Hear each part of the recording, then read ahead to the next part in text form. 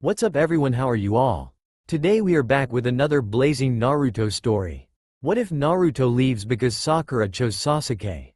If you enjoy then please like, share and do comments. And also check the description to original creator of this beautiful creation. The groceries felt heavy in her arms. The load was light, merely a fresh container of milk, a carton of eggs, and the tasteless, stringy cheese she liked to pull apart as she read medical scrolls. Just a quick run for food. Maybe tomorrow she would scrounge up the willpower to restock her dried goods and non-perishables. No point in buying more than a day's worth of anything that wouldn't last more than a month on its own.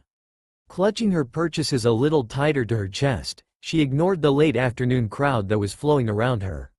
Instead, her eyes were locked onto a man whose back was to her, hands jammed into his pockets in an impatient gesture, head cocked to the side as he looked for something, someone. Naruto. Biting her lip, she tried to think of the last time she had seen him for more than a brief hello in the hallway to the Hokage's office. Even then, the hello was short, punctured by the flash of his familiar smile before he went in and she went out. 6 months? His trial into Anbu had been almost 7 months ago, and then there had been that quiet gathering at Lee's.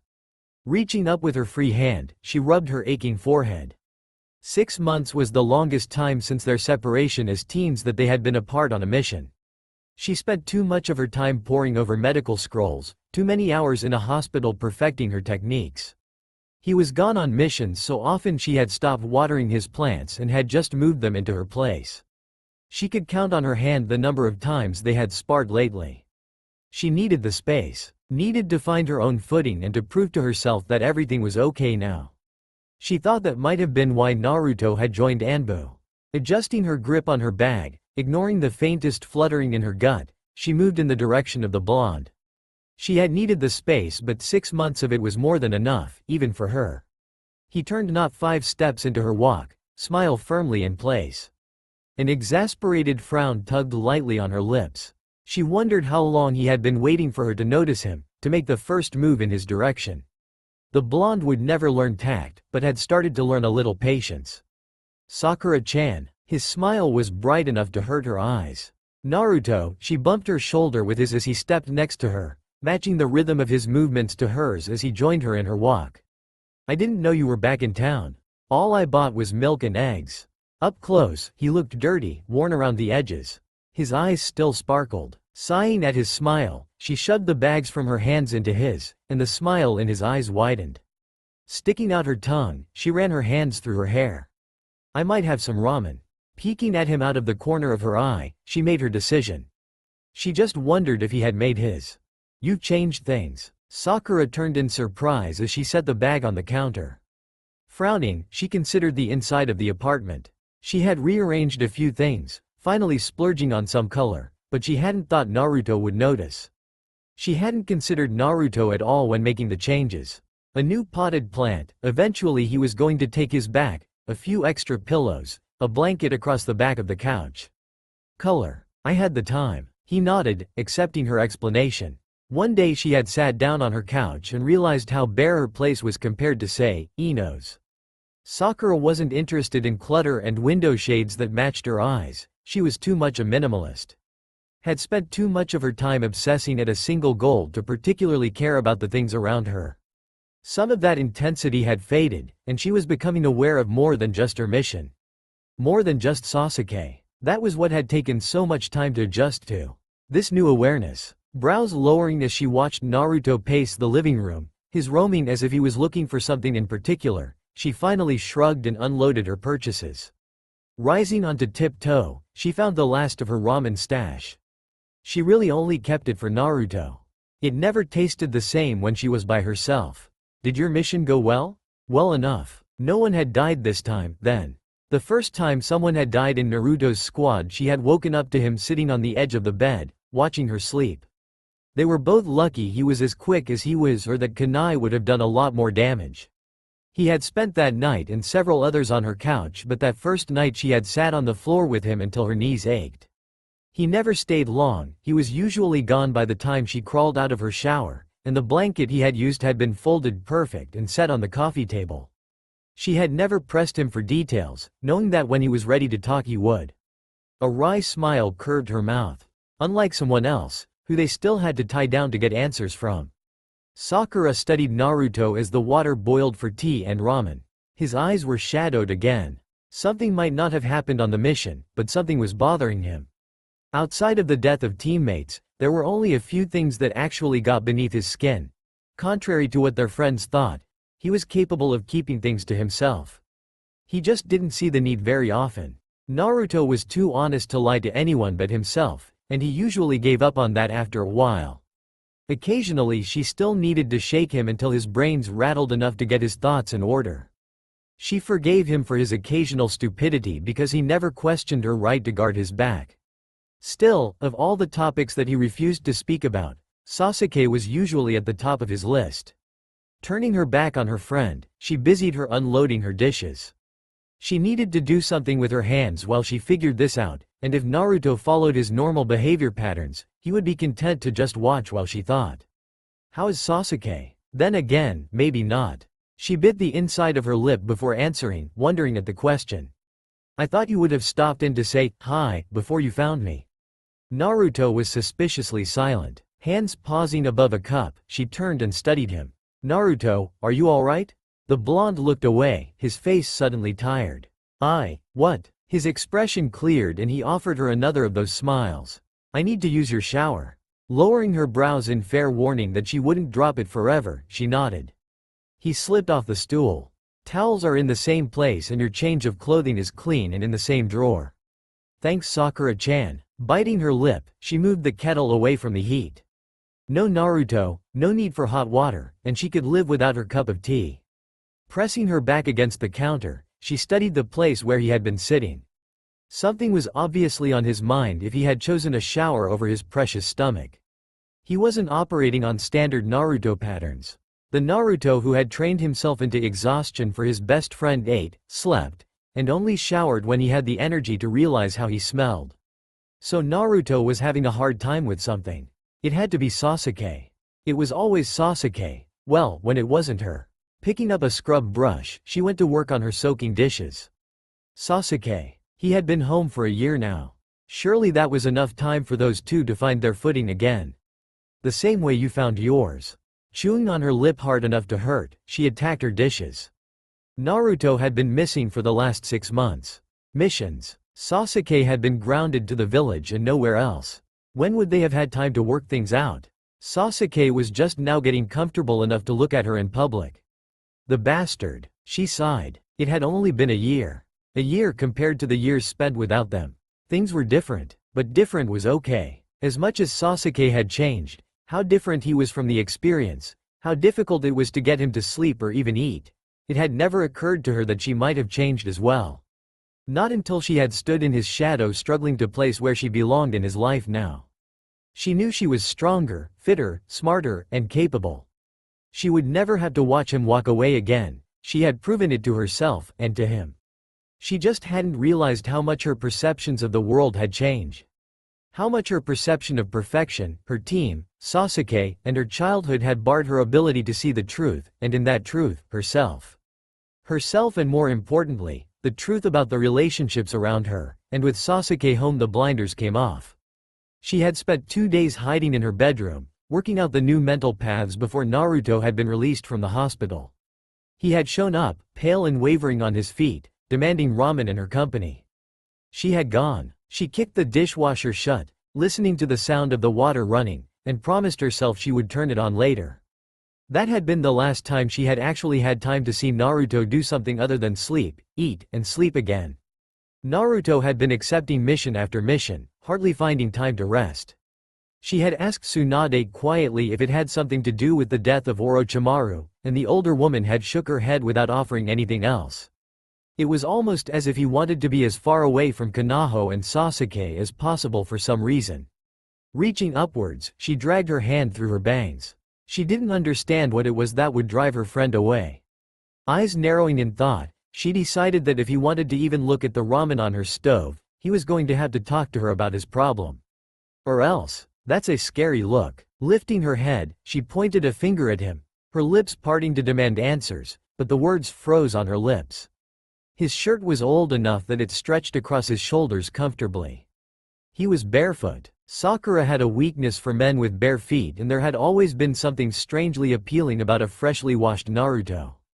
He quirked a brow in question, his eyes darkening to midnight as he watched her, and desperately, she reacted. "What the hell is your problem, Uzumaki?"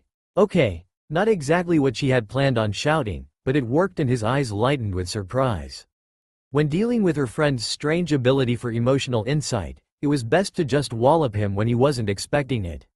Blue eyes blinked rapidly. Huh? Pressing one fist on her hip, and not caring that it made her look confrontational, she frowned at him. "Where the hell have you been?" Those wide eyes were confused. "On missions." "Exactly." Jerking around, she slammed the kettle back onto the stove. "On missions? Not even 2 weeks after almost getting yourself killed. You decide to take off with your new Anbu status and try to get yourself killed in a completely new fashion." She could feel his confusion fade into hesitation. To her surprise, that hesitation shifted into determination. Peeking over her shoulder as the water started to heat again, she considered the line of his jaw. Time to interrupt his thought process. "I know I told you I was alright with someone else watching your back, Naruto, because I wasn't ready or willing to join Anbu to do it for you, but you do remember that I withheld the right to kick your ass if you did something stupid, right?" He took a slow breath, and the line of his jaw eased. "I needed to be out doing things, Sakura. It was hard." She nodded. At least he was talking about it. "Sasuke." She ignored the way he stiffened a little. "Yes, he is alright, Naruto. There are going to be lingering effects. Things won't ever be the same." The wistful note in her voice was only partly mocking. "But that's okay. We're still Team 7. It's okay?" She twisted around and frowned. It was possible that Naruto was involved in a completely different conversation than she was. It had happened before. Best to put his feet squarely on the path she wanted then. Too many conversations had ended badly because of miscommunications. "You mean you don't want to be Team 7 anymore?" His eyes huge. "Sakura." She bit her tongue to keep from smiling. "Too easy. Okay, so that was a bit low. Tell me, Naruto, why haven't you talked to Sasuke?" "I needed time." "For what?" "Stuff." The tea kettle hissed and she poured the hot water into the 2 plastic cups. Her brow furrowed as she tried to think that one through. "Stuff? What stuff?" "Sakura." His tone was careful. "Have you and Sasuke talked about your own stuff?" "You mean my undying affection?" Her back was turned so she missed his reaction, but she heard his intake of breath. "Yeah, Sasuke." She allowed her voice to soften, staring down into the cup of noodles. "Sasuke, I don't know who changed, Naruto. I just can't tell. I mean, we both have changed, but I don't know when it changed." There was a long pause. "Changed? It isn't so much that he isn't the man that I thought he was. He is, even if it's buried under scars and lies, but something has changed. I just can't tell if it's me or if it's him. Is that okay? It would be damn uncomfortable if he was even remotely in love with me." She muttered in a rush. Grabbing a pair of chopsticks, she shoved the first cup into his hands. To her surprise, he barely caught it, his face slack with shock. It took a few seconds to pour and stir her cup, and when she turned, his features had the normal wonder and delights from his precious ramen. It was always best to have ramen in front of him when she had something life-altering to admit to. She sighed in pleasure when she finally sat down. The silence between them was comfortable as they tiredly ate. Once she felt the edge of her hunger abate, she started talking again. "I think I'm a horrible person." It felt good to admit that. Naruto coughed, his forearm banging painfully against the table as he tried to clear his lungs. She hurried on to explain before he could get the breath to argue with her, because he would have. "You probably know better than anyone why I chased after him. You chased after him because you promised me, and it was over something that I'm not sure ever existed. I don't love him." Her tone was resigned, soft. "Sakura, do you know how long it took me to realize that?" She refused to look at him. "Sakura-chan." She ignored his second attempt to interrupt. "I spent so many years of my life chasing the damn man so I could drag him back by his hair to realize that life was here. With us, he could have had a life. I finally have him in reach, and nothing. I have nothing." Which I promptly tried to ignore, because that had to be love, right? You don't just throw away so many years of your life without loving someone. His eyes were wide with shock, but there was warmth there as well. She needed that. Taking a shuddering breath, she sighed, lowering her eyes. She had needed to tell him that, but now it was time to point this conversation back where it belonged. She could just drown herself in the shower later. Sasuke needs you, Naruto. I'm still fumbling for ways to help him. We're attempting to become friends. You are his friend. He needs you to be here. You're his friend too, Sakura-chan. Maybe, but I think you're the better one out of the two of us. You never wanted anything from him besides friendship. I'm still trying to deal with the fact that I love him as my brother and teammate, only. It was terrifying, thinking that those emotions she had poured into Sasuke might have just been friendship. Perhaps it had been love at one time and she had just burned them into ashes. Naruto's tone was soft. That's not true. What's not true? That I never wanted something from him. What? His smile was slightly pained, but there was such hope in his expression that she blinked. It doesn't matter now. So Sasuke needs me, does he? He won't admit it. Then I suppose I'll just have to beat it out of him. Laughter burbled in her chest. He is still on house arrest. He can't train yet. The day I can't get around some old fogies to spar with my best friend is the day I kiss the old hag. Sakura snorted at that mental image. You're one of those old fogies now, Mr. Anbu. He stuck his tongue out and went back to his ramen. Sakura went back to her own noodles, her appetite revived. Naruto hadn't mocked her, hadn't told her that yes, she had to love Sasuke. Ino certainly had. There was a sort of understanding in his face that warmed her as she finished her meal. It was good to have him home. Sakura waved to the blonde bouncing impatiently on her heels. Ino was looking impatient and she couldn't blame her. She was running behind this afternoon. Ino, I'm sorry I'm so late. The medical examinations took so much longer than I thought they would. She apologized as she stepped up next to her friend. Ino lifted a brow as she turned, her expression amused. One of these days you are going to have to learn how to tell Tsunade no, you know. I know, Sakura said sheepishly as the girls walked into their favorite tempura restaurant. But it's only for another 2 weeks and then things will be slowing down a little. Or at least that's what I am hoping. I'm going to have to take a mission to get some rest if it doesn't. I'm surprised they even let you out of that dungeon for lunch with me, Ino teased. It's not that bad, Sakura scolded. It's just busy. Ino snorted, but said nothing else as the waiter appeared to take their orders. They hurriedly scanned the menu. Shikamaru said that Naruto was back in town. He came by the other night, Sakura agreed, sipping her cold tea with a sigh. It was getting so hot already. This summer was going to be miserable. I haven't gotten a chance to talk to him since then. I think he left this morning to go on another mission. I'm not sure. Shikamaru didn't mention him going on a mission. He did say that Naruto was taking a lighter load of missions. Ino stared at her. Do you know anything about that? We talked about some things, Sakura admitted. It was mostly me doing the talking, but I was under the impression that he would be slowing down a little. Naruto is just the type that he has to have something to focus all his energy on at one time or he starts to get antsy. I don't think that's it, Ino mused, leaning back with a thoughtful look on her face. Did you explain to him what was going on with you and Sasuke? Nothing is going on with me and Sasuke, Sakura pointed out, rolling her eyes. Exactly. Sakura frowned at her friend. I don't understand what you are trying to say. Ino waved her hand. Don't worry about it. It's not that big of a deal. Sakura shrugged. Okay, did Shikamaru say when he thought the council would let Sasuke out of his house arrest? Ino gave her a weird look. I would have thought you would know before Shikamaru with Tsunade. Sakura shook her head. She is doing her best not to compromise her position by giving me information that the council would disapprove of. I'm doing my best to pretend I'm not interested. Ino shook her head in amusement. No, Shikamaru hasn't said anything, but I haven't asked either. I can ask him if you want? That's okay, Sakura said. I'm sure Naruto will fish the information out eventually. Ino nodded. So, speaking of Sasuke, now that you're over him and everything, have you been thinking about dating anyone else? Sakura swallowed her tea wrong and ended up coughing. What? It's a perfectly natural question, forehead girl, Ino said in exasperation. You don't want Sasuke anymore, so what do you want? I don't think Lee has given up on you yet. Sakura sighed. No, he hasn't. I'm sensing a, but, here. Sakura was saved from answering immediately with the arrival of the tempura. Ino gave her a knowing look as she took a large bite, but she ignored her friend as she tried to collect her thoughts. Figured that Ino would bring up a subject she hadn't even thought to consider yet. I don't know, she said finally. I mean all my life it's been Sasuke. I wasn't even aware that there were possibilities outside of Sasuke until recently. Now that I know there are other possibilities, it's hard to find someone to match up to the standards he held, you know? Yes, I think so, Ino agreed. Well, I have an idea, anyway. Shikamaru and I didn't exactly have this problem, but I was never as into Sasuke as you were.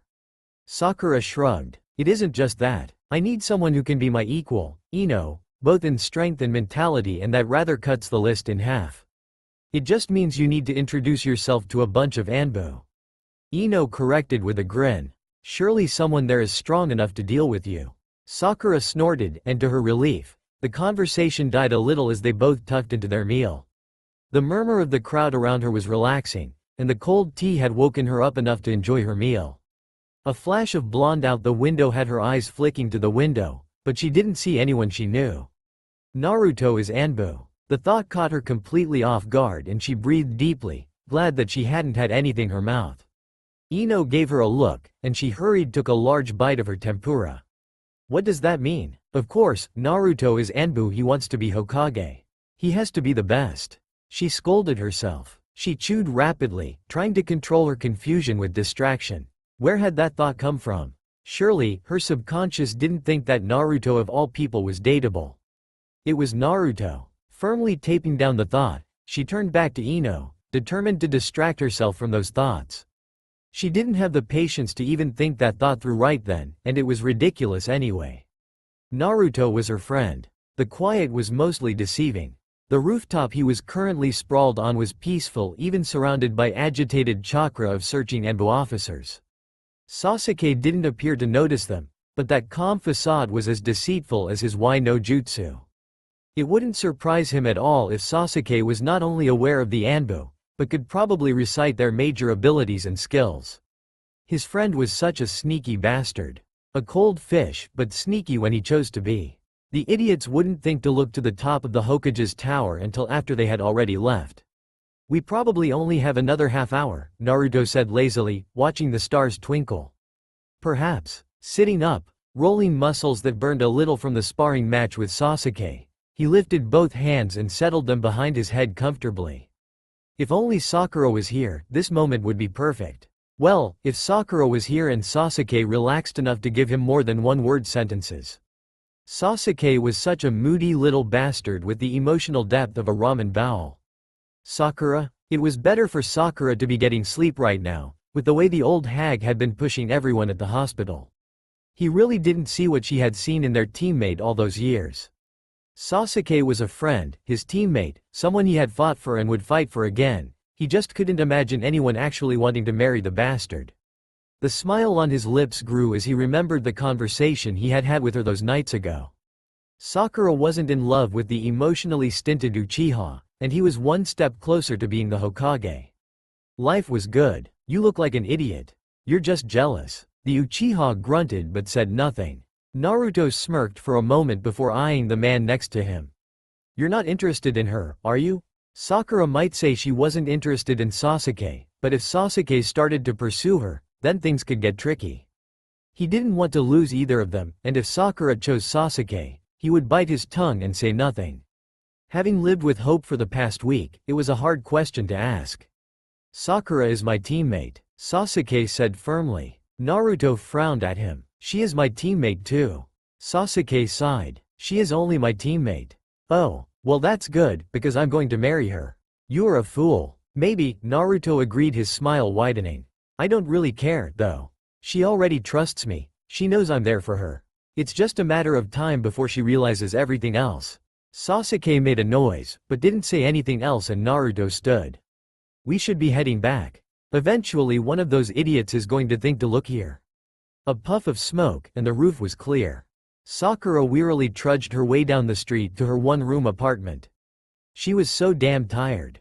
Training ninja to be field medics was always difficult, but after the war with sound, it was necessary that they fill the ranks that were empty. Tsunade had decided that every genin team from now on have at least one member who knew the basics of healing jutsu, and it was putting a strain on the medics qualified to train. It took a minute to find her keys, and even longer, to get her tired fingers to work correctly to fit the key into the proper slot to open the door. Twisting the key twice, she let herself into the apartment. It was a simple deterrent to keep unwanted civilians out of her home. Collapsing onto her couch, she pressed her face into the soft fabric with the intent to block out the entire outside world. She wanted to melt into the fabric and pretend that she didn't have to go in for another double shift in the morning. She wanted to pretend that she had the energy to banish all her aches and pains, and that she wasn't completely depleted of chakra. The longer she sprawled, the better she felt. Lifting her head slightly, she stared at the cushion under her cheek. When did her cushion start smelling like Naruto again? He had been on what was a light duty compared to his early schedule since their talk in her kitchen. He only came here when he was upset about something. Usually, as far as she knew, he hadn't been in her apartment for close a month, the night she had fed him ramen. Her stomach growled, but Sakura ignored it and snuggled back into her couch. She was too tired to deal with dinner tonight. Napping for an hour or so before digging through her pantry for something simple seemed like the best plan. Tucking her cold feet under another cushion, she closed her eyes. Voices pulled her from her nap, and she did her best to ignore them. Instincts tugged at her, even as she placed the voices in her kitchen. Opening blurry eyes, she rubbed her face and forced herself to wake up. Pushing herself up, she stared stupidly at the blanket that fell off her shoulders to pool around her lap. Turning slightly, she found that her kitchen had indeed been invaded by her teammates. "You think that will be enough?" Naruto's voice was doubtful as he peered over Sasuke's shoulder. "Sakura eats a lot more than she used to. The hag has been working her hard, and she sometimes skips meals. I bet she's hungry." Still groggy, she frowned at that. "Naruto? Sasuke? Why are you in my kitchen?" The blonde turned with a smile. "We're cooking dinner." His expression was innocent and open. Sakura didn't trust him any further than Ino could throw him. One eyebrow arched up before she could help herself. Naruto could cook, he had lived his entire life on his own. Sasuke, well, she supposed Orochimaru hadn't been that good of a cook, and she doubted he would have trusted anyone to cook for him. His reaction to the hospital food that Naruto or Sakura hadn't brought him had been proof of that. Running her hands through her hair, she shoved the blanket off her lap and walked over to see what they were cooking. "You're making okonomiyaki?" She loved okonomiyaki with tuna. Her eyes flickered to the little bowls with ingredients and she grinned. Naruto had remembered. Sasuke gave a curt nod. His eyes left the small pan he was frying the flat dough in. "We ran into Ino." Naruto slung an arm around her shoulders, and she leaned against his frame easily. "Ino? What did the blonde woman have to do with anything?" "She said you haven't been eating well," Naruto filled in, "so he thought we would come over and cook dinner. The old hag has been taking up too much of your time." His fingers flexed against her shoulder. Sakura winced. She has been attempting to get all the newbies trained and out into the field as quickly as possible without sacrificing their training. The rest of us just have to work overtime. She poked him in the ribs, silently informing him what she thought of his worry. He winked at her, but she could see a faint glimmer of concern in his eyes. Normally, she would have added some chakra to that poke to prove her point. She was just too tired to do it right now. "You're drained," Naruto muttered, frowning down at her. Sakura ignored him, scooting out from under his arm to peer around Sasuke at the pile of food. Her mouth watered in appreciation. "I'm finished," Sasuke said, moving the hot pan into the sink, diffusing the tension she could feel building in Naruto behind her. Food. The food ended up piled on her coffee table so they could all sprawl out on the floor cushions and relax. Even Sasuke unbent enough to recline. It probably helped that her kitchen blocked them from the view of the windows. Leaning back with a sigh, her plate piled high, she let her couch support her back. "Aren't you supposed to be on house arrest?" Naruto grinned around a mouthful, but swallowed before he spoke. "That's the other reason we came over. To celebrate." The old hag finally let him out of lockdown. Not that it was really working. Was it even working? "No," Sasuke replied, his expression unconcerned as he took another bite of food. Sakura sighed, wondering what mischief her team had been getting to without her. She tried to be jealous, but she was too damn tired to work up the proper emotion. "So when are they going to let you start taking missions?" "I'm restricted to D class for a year," Sasuke said with a shrug. "After that I'm only allowed C class with supervision until the council decides that I'm trustworthy and not a flight risk." "Whose supervision?" Wiggling a little, she tried to find a more comfortable position against the couch. Anbu, Naruto replied as he reached for the last of the food. They might let me supervise since I proved I can kick his ass. Sasuke snorted. Naruto ignored him. The council is probably going to be as difficult as they can manage without completely undermining the Hague's authority. Naruto finished. I expected the clans to be unhappy, I guess I just didn't expect them to be this. She struggled to find the words. Naruto muttered something under his breath that had Sakura swatting at him. He dodged her blow before scooting over and picking up her feet, setting them in his lap and digging his knuckles into her tight arches. She sighed in pleasure. I do not care what the council thinks. Sasuke said with a frown. My personal business isn't any of their concern. They're going to make it their business, Naruto told him, a frown on his face as he looked up at the ceiling. Our biggest problem is going to be the Hyuga clan. They have a lot of internal turmoil right now with the split to support Hinata or Hanabi. That affects me how? Naruto snorted and looked at his head.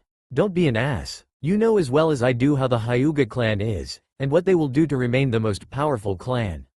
It's bred into all the little monsters they give birth to and only encouraged as they grow older.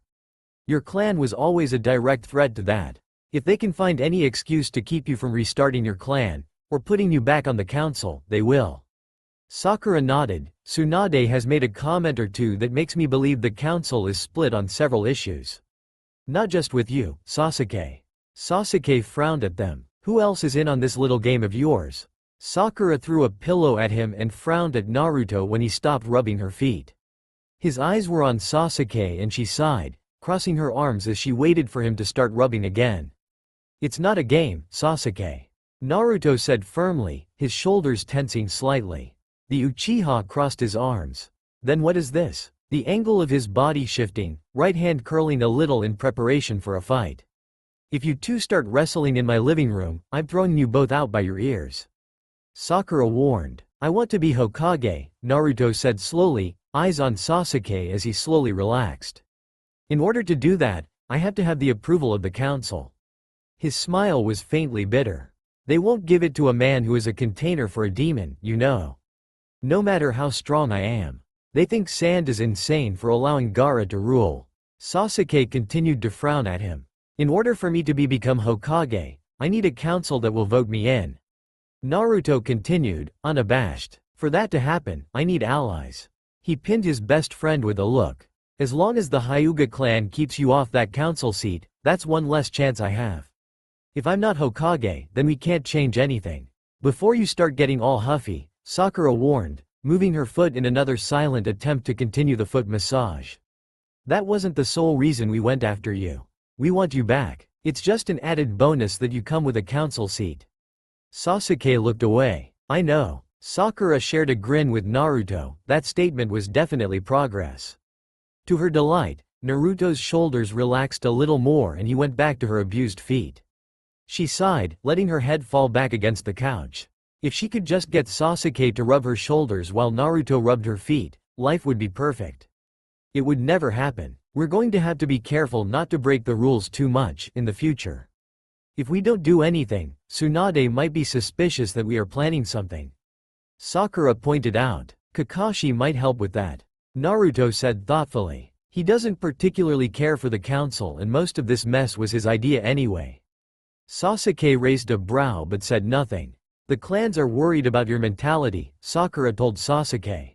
You might want to think of ways to prove that you're mostly sane. Mostly? Naruto asked with a grin. I don't think there is a single clan that can claim to be completely sane, Sakura said in disgust. No. Naruto whined. You don't want to go and rescue little kittens from trees and feed orphans cookies? Go to hell, dead last. Bastard. Sakura, sensing where this was going, sighed and shifted her feet out of Naruto's lap. As wonderful as this bonding was, she needed a shower and a long, long night's rest. Sakura sighed and stood, moving to pick up the tray they had piled the okonomiyaki onto and carried it back into the kitchen. How long are you two planning on sticking around? Why, you ready to get rid of us that early? Naruto teased, his blue eyes smiling at her. I want to take a shower, and the last time you two were together in one place, you ruined my mother's favorite chair. She pointed out. I don't trust you in closed spaces unsupervised. We were 12. I've been told little boys actually never grow up. She shot back, whapping him in the back of the head as she walked by. That was over cookies, he returned, reaching up to rub his head. It isn't like you can actually make good cookies. The cup she threw at him was chakra enhanced. Go away Naruto, before Sasuke has to take you to the hospital. Let's go, dead last. Sasuke agreed, standing in an easy motion. Shut up, bastard. Rolling her eyes, she headed to her bedroom, shutting the door firmly behind her. If she was lucky, Sasuke would bully Naruto into cleaning. The Uchiha hated to leave messes behind him, and Naruto knew where all her dishes went. If not, then she would just deal with it in the morning. She was tired. Sitting on the bed, she pulled her socks off. She couldn't quite shake the smile that was lingering on her lips. Listening to the faint bickering coming from the living room, she headed into the shower with the knowledge that things were getting better. Naruto whistled faintly as he stepped into Sasuke's apartment. It took forever to get into the place, with all the traps and jutsu Sasuke used to protect his privacy. That went really well. You're pathetic. At least I know what I want, Naruto shot back. You're still floating in limbo. The Uchiha looked away with a scowl. Ino's cute. No. Hinata? Sasuke didn't even bother answering that one. I guess you're right. The whole eye thing. Dead last, his tone was dangerous. Bastard. At least I won't be going back to sleep on her couch like a fool. It was Naruto's turn to face forward. She won't mind. She doesn't know. It's not important right now.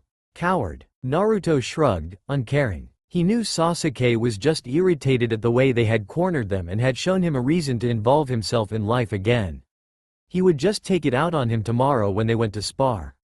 Right now, he was too happy about the success of their surprise dinner to really care what his friend thought.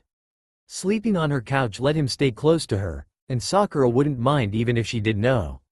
At least, he was pretty sure she wouldn't mind. She hadn't complained yet. Yawning, he rolled his shoulders. So, are you in? Sasuke cut him a look, but didn't respond. That didn't bother him either. He knew his friend needed time to think. Naruto was confident that he would help them. There had always been bad blood between the Uchiha clan and the council, and the fox remembered rumors that the boy didn't. Whispered rumors of missions and traps. He didn't know if there was any truth to those rumors, but he wouldn't put it past the Hyuga clan to take advantage of a willing child in the hopes of weakening the Uchiha clan. Still, he doubted even they would have expected Itachi to snap the way he had. Neji would be able to find out, and if not Neji, then Hinata. The Hyuga clan kept careful records of everything they did in their private library.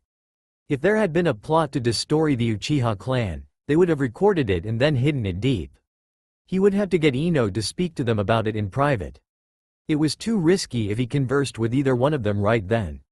Ino and Hinata were friends, however, and were not suspicious. You're sure of your allies?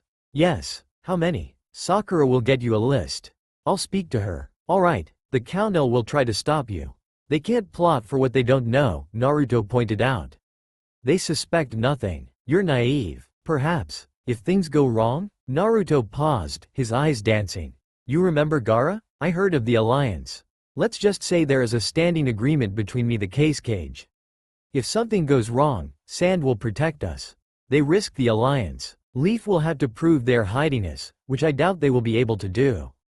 Naruto said with a smug grin. You'd be surprised how loyal the common folk are to their new case cage, and Gaara, unlike the rest of us, has no compulsion against killing his council.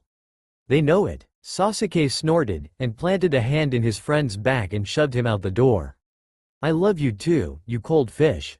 Naruto called before turning and headed back to Sakura's. Maybe he could meet her halfway to the hospital and make sure she had eaten in the morning. Onigiri would probably be the best bet. He had to get something in her stomach. Looking up to the dark mountain that held the images of the Hokages, he lifted his fingers in a salute. It wouldn't be long before he, Naruto Uzumaki, would be there as well. Then things would change. Sakura tossed a little, unable to sleep. Her dreams had been restless. They weren't exactly nightmares, just uncomfortable blurs of images she knew she recognized but she couldn't quite recall from where. Sitting up, she rubbed her tired eyes. She wanted to blame her restlessness on the conversation she had with Sasuke and Naruto that night, but she couldn't. Difficult sleeping was always a sign of her stress levels, and while the conversation tonight hadn't helped, she could really only blame herself. Ino was right, she had to learn to tell Tsunade no. Well, there was no help for it. The only way she was going to go back to sleep was with a hot glass of herbal tea. Not bothering to turn on the lights, she moved from her bedroom into her living room. She paused halfway through the space, her eyes staring at the figure sprawled comfortably across her couch. He was shirtless and lying on his stomach so she couldn't see his face. He must have showered before coming back to her place, because his hair looked like it had been wet when he went to sleep. What was he doing here? She always kept half an ear open for him when he had been on missions. She had never asked why he felt the need to come to her home when he returned, and he had never volunteered the information. She just hadn't been aware he was using her couch for more than just the occasional stay. Was something wrong? She debated waking him, but decided against it. Her movements in the kitchen would wake him, but at least then she would have a cup of tea to fortify her against whatever conversation he pulled her into instead of her just waking him. Moving around the couch, she pulled out her teapot, setting it on the stove, and started hunting for the packets of herbal tea she kept for this very reason. Surely, she hadn't used them all? Scowling in frustration, she continued to dig deeper into her pantry. The sudden flickering of light almost blinded her. The light would help, Sakura-chan. Slowly peeking through the fingers she had slapped over her eyes, she narrowed green eyes at him when she realized she wasn't blind. Scowling at him, she merely grunted before returning to her search. "What are you looking for?" His chest was warm as it pressed against her back and she crossed her arms, letting some of her weight fall against him. "Tea packets, I didn't think I had used them all." She was forced to slide forward a little to accommodate him as he peered over her shoulder. He didn't seem surprised to find her moving through her kitchen, and she cursed herself for not remembering he was Anbu. He had probably been awake for as long as she had been, and if not, the moment she stepped into the living room he would have been aware of her. She should have just turned on the lights and blinded him, saving herself the trouble. An arm moved into her peripheral vision and one of her beloved packets was dangling between the fingers in front of her face. "This?" "Yes." Taking the packet and ducking under his arm, she set it on the counter and pulled a mug down. Hesitating, she turned and bit her lip. "If there is another one, you're welcome to it." A flash of teeth and he was turning back to the cabinet and searching again. Sakura found herself staring at the thick muscles of his shoulders and back, the way his skin shifted with each movement, and she couldn't look away. The sound of the teapot shrilly echoing through the apartment finally gave her enough willpower to turn away from him. She mentally berated herself. It was Naruto. "How are things going with Sasuke?" Sakura asked as she accepted the second packet and easily set about making the tea. "Fine. Bastard is still slow." She snorted before handing him a mug and moving into the living room to sit on the couch. Flipping out the lights, she let herself adjust before making her way to the couch. Naruto sprawled next to her, warm skin and soft breathing in the darkness. "Bad dreams?" His tone was cautious and she shook her head, then remembered he couldn't see it. "No, I'm just restless I guess." "They couldn't be bad dreams if you didn't remember them. You're working yourself too hard." She ignored his statement, enjoying the heat of the faintly bitter liquid. He was silent as well, and she was struck by how much he had changed. Naruto of 2 years ago would have been slurping his tea. She knew he was drinking the brew, the shifting of his arm against her body was very noticeable, but the movements were completely silent. Anbu had been good for him. "Sakura? Are you sure you're okay?" His voice was soft and slightly coaxing, and she knew if she could see more the outline of his features, she would see his blue eyes wide with concern. She always wondered how his eyes didn't glow faintly in the dark. They were so bright during the day. Sighing a little, she put her mug down on the table in front of her. "It's just mostly stress, Naruto." He had been around her enough in the past to know how hard it was for her to sleep when she was under extreme pressure. "Tomorrow is the last day of training for the genin, and things will settle down after that. I just fell behind right now with paperwork and treatments of other patients, and there just don't seem to be enough hours in the day." An arm slid around her shoulder and she found herself half sprawled against Naruto, his hand resting comfortably on her hip. Smooth skin and hard muscles moved under her palm as she caught her balance by placing one hand firmly on his stomach, the other grasping his shoulder. His very nice stomach and shoulder, the thought flitted through her brain. She swallowed, trying to ignore exactly how warm and comfortable he was beneath her. The memory of Naruto fresh from the shower, damp and barefoot, collided hard against the feel of him now, warm and male. "What are you thinking?" she berated herself.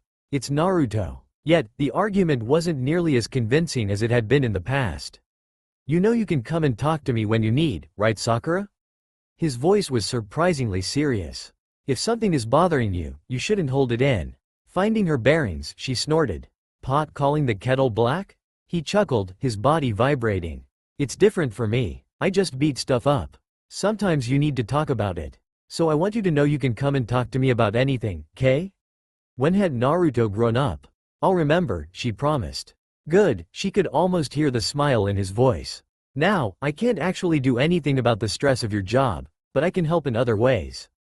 Huh? The next few seconds were very confusing as she found herself sitting on the floor between Naruto's knees, his strong fingers digging into the stiff muscles of her neck and shoulders.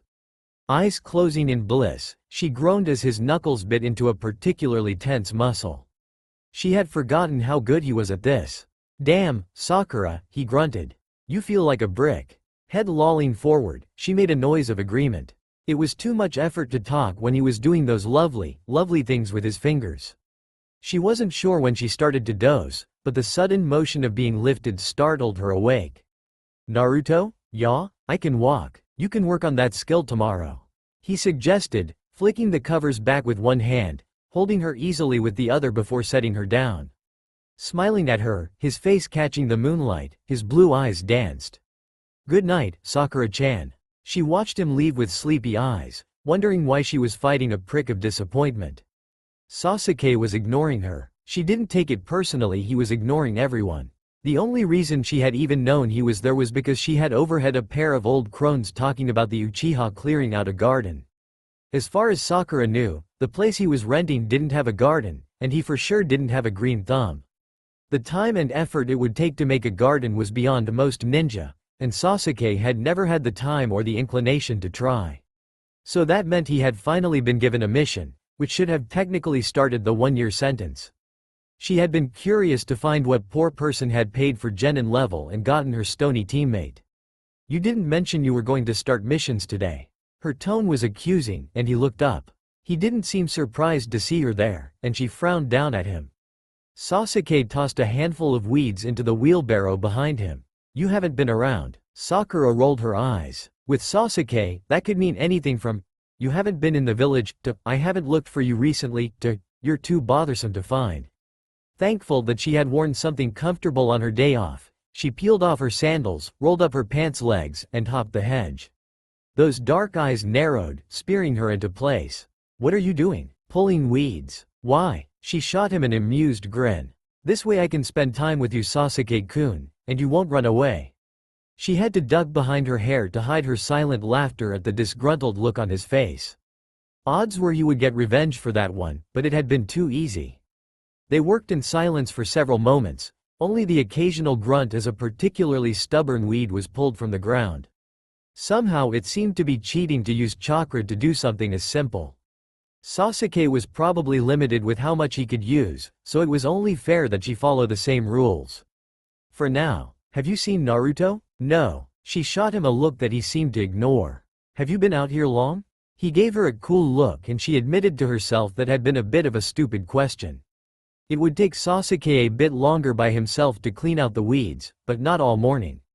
He had barely cleared anything, so it was reasonable to assume he hadn't been working for more than half an hour. Still, he didn't have to be such a jerk about it. Can you answer any of my questions with more than one word? Yes. She tossed the handful of weeds at him and he brushed them off his shirt with a faintly narrowed gaze. Sticking her tongue out, she went back to work, watching him out of the corner of her eye.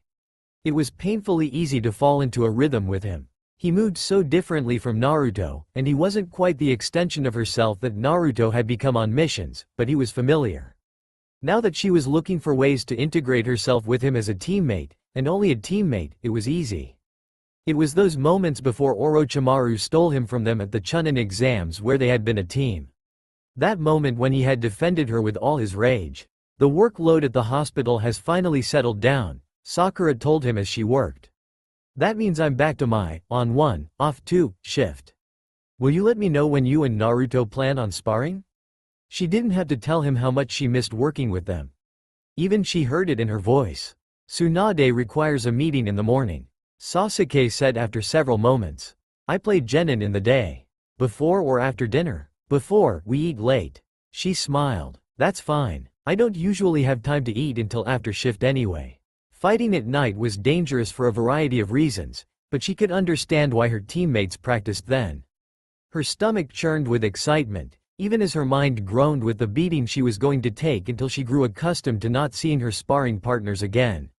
Sakura-chan, bastard? What are you doing? The "without me" was clear in his voice. Sakura pointed at Sasuke. It was time he took the blame for something mundane in the team, after all. He has a D-class mission and didn't say anything. To Sakura's eternal delight, Naruto apparently didn't know either. He frowned at his friend, hands on his hips. Shaking his head, he bent down to remove his sandals. Sasuke's looked torn between rolling his eyes and just scowling. You said you would tell me what your first mission was, Naruto scolded, jumping over the hedge easily. Sasuke gave him a look. Pulling weeds. Naruto pointed at him. It's still a mission. Kakashi never let us pick weeds. Sakura snorted. He never let you two pull weeds. I had to pull them at least once a week. Both men gave her blank looks. When? While you two were chasing lost kittens. Sakura returned with a shrug, reaching down to pull up another handful. Or something else that was equally ridiculous. Hey, chasing kittens is not ridiculous. Naruto exclaimed. One fist filled with weeds waved in the air so that dirt dropped onto his shirt. There were no kittens, Sakura returned with an eye roll, moving several feet away from them to start on a new patch of weeds. You were just so bad at D-class missions. Kakashi didn't want to risk the ones that required you to know the difference between weeds and flowers. You would have been suspicious if Sasuke wasn't sent to find kittens, so he figured the two of you could occupy yourselves. She peeked glance at them from behind her bangs and bit down on her giggles. Naruto's mouth was open and his eyes were wide, and Sasuke was staring at her with a very disgruntled expression. But, weeds, Naruto, Sakura scolded, if we want to be out of here in time to enjoy lunch before Sasuke has to report again. Somehow, they managed to not only remove the weeds, Naruto had been designated to pushing the wheelbarrow. He still sucked at D-class missions, turned the dirt, Sasuke, and managed to fertilize the remaining plants, Sakura, so that the place looked respectable. Using the water hose to wash her hands, she shook her head at the two men leaning against the wall. Any thoughts on lunch? Ramen. Sasuke grunted in what was clearly a negative as she turned the faucet off, shaking her hands dry. Ignoring Naruto's pleas for ramen was second nature to her. She wondered how long it would be before Sasuke just learned to ignore his suggestions about food. The onigiri stand won't open again for another hour, Sakura said with a sigh, brushing her pink hair out of her face. She squeaked when Naruto grabbed her wrist, dragging her along. Sasuke was firmly anchored by the other hand. We're not arguing all afternoon. We'll just head over to Ichiraku's. I can have ramen and he has been experimenting with his menu lately. He shot a disapproving look over his shoulder. I bet you two never go there unless I drag you. And suffer your wrath because we went without you? Sakura growled, twisting her wrist in an attempt to get him to let go. Sakura. Naruto stopped so fast she bounced off him and straight into Sasuke. Growling in warning, she twisted around and swatted Naruto in the head. Her name was repeated, louder this time, and she looked up in time to see Rock Lee skid to a stop in front of her. I have come to invite you to lunch. Sakura blinked at him and smiled. Before she could speak up, Sasuke had beaten her to the punch. We are going to Ichiraku's. There was an almost disapproving note in his tone that everyone else just ignored. Lee's expression brightened. Today is the day for ramen. I must join you. We can share the beauty of ramen and Sakura together. Naruto clapped Lee on the back. Of course you are welcome to join us. Comrade. Sakura shook her head as she watched the two most hyperactive ninja in the village walk in front of them. Lee was telling Naruto about a mission. She really wasn't paying much attention, and she looked up at Sasuke. Naruto was right when he said the menu had changed. Ichiraku has some donbori dishes for those of us who really don't care for ramen and somehow get dragged in by Naruto every week. Sasuke grunted. Half an hour later had them settled into a table eating lunch. Sakura and Sasuke had decided on the beef bowl of donbori, while Lee and Naruto were engaging in a friendly competition on who could eat the most ramen. Sakura didn't even bother to keep tabs on who was ahead. Naruto was a bottomless stomach that was made even deeper by ramen. Poor Lee was going to be running laps all afternoon. For once, Sakura didn't feel that the lack of conversation between her and Sasuke was stifled. Smiling to herself, she looked up, find Naruto watching her with a knowing smile before he went back to his ramen. Sakura grunted as she helped Naruto carry the couch up the stairs. She wondered why Sasuke had chosen a building with such narrow, little stairs. Scowling when her hip crashed into the wall, she shot the Uchiha, who had sat the coffee table down to unlock his door, a glare. She knew he could feel her ire, but he wasn't calling her on it. Stupid man, maybe she should just throw the couch at his head. Sorry about that, Sakura. Naruto's voice was sheepish. You can walk and carry something at the same time, can't you? Sakura snapped irritably, hefting the couch to follow him into the slightly larger apartment that Sasuke had finally moved into. The past 3 months of genin work hadn't paid much, hardly anything, but the council had finally given him access to the Uchiha accounts. She wondered if she was the only one to suspect Tsunade bullying everyone into her way of thinking. Either way, it had taken Sasuke 2 weeks to find a place acceptable and at a rent price he considered decent. The man was such a penny pincher. The blonde gave her a hard look, which she ignored in favor of accidentally trying to smash his foot with the couch when she dropped her end. Naruto swore and dodged, bumping into the wall, and she moved around the couch to examine the place. Sasuke had apparently already moved most of his boxes into the apartment. All that was left was the furniture and a few breakables. She hoped he had written, "Fragile, that means, no, Naruto," in large letters. The place was surprisingly spacious. The 2-bedroom apartment was a little dark. The windows were small and the bedroom with all the boxes was windowless. Still, she supposed she could drop a few hints that lamps or candles were appreciated as housewarming gifts. Maybe Kakashi would even splurge for something other than a cheap plant.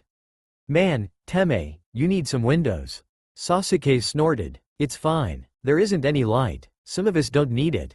Vampire. Sakura rolled her eyes. I'm heading down to start bring up the rest of the pots and pans. You two get the futon. Do not touch anything that says fragile, Naruto. Sasuke's doubtful voice followed her. You know what the word means, right? Of course. Sakura explained it perfectly last time. Eventually they brought the rest of his stuff up to the apartment. Naruto had rummaged through some boxes and plugged in a few of the lamps to give them more light once it started to get darker, muttering under his breath about vampires and snakes. Sasuke dropped a box of scrolls on his foot. She rolled her eyes. I feel like I'm in the middle of a circus. Naruto looked doubtful. I'm not sure Sasuke would fit in. Sasuke shot him a look. What does that mean? You don't have a personality. Naruto said matter-of-factly. Sasuke paused from where he was organizing his bookshelf. What? You're about as huggable as a water snake, Naruto continued. You're both idiots, Sakura snipped from where she was organizing the dishes. Hey, Sakura-chan, is something bothering you? Sakura sighed, rubbing the bridge of her nose. No, nothing, never mind. Sasuke, how do you want these plates organized? Where they fit? Her brow twitched, but she managed to keep from flinging the plate at his head. This time she caught the exchange of looks between the men and applied a little more pressure to her nose before setting out to organize the dishes. Hey, Sakura, you sure nothing is bothering you? Naruto's voice had lost its hesitation. She sighed. Have I really been that snappy? Some. Sasuke agreed. She rubbed her face in earnest. Sorry, I'm just a little tired. You're still not sleeping well? You're not allowed to hijack my couch, Naruto. Don't change the subject, Sasuke suggested as he moved a box. She scowled at him. I was just out late, that's all. With who? Naruto's voice was surprisingly lacking emotion. She grumbled. Some Anbu Ino thought would be a good lay. A box tumbled to the ground with a loud crashing noise. Spinning around, she stared at Naruto who was rubbing the back of his head sheepishly, avoiding Sasuke's furious glare. Sorry. Sasuke frowned at him a little longer before turning to stare at Sakura. How did it go? Horribly, she growled, moving back to the dishes. Ino has some really stupid theory about going after someone in Anbu because they can keep up. She really didn't want to mention to either of her teammates. She didn't want to think with either of her teammates in the same building. So she keeps trying to pair me up with them. Which ones? Naruto asked. There was too much innocence in that tone. I don't remember all their names. It was a lie. She knew all their names perfectly so she could throw them into Ino's face later as to why she didn't date Anbu. But telling that to either of her teammates was bad. She wasn't stupid enough to give Naruto anything on someone he thought was the cause of any pain for her, and Sasuke. She wasn't sure how Sasuke would react. At the very least, he would tell Naruto whatever she told him. What did they do? Nothing that I couldn't handle, Sakura said without looking at them. I think part of it is probably Ino's fault. I have no idea what she told them. But I will. When she got her hands on Ino's round neck, she was just going to start squeezing.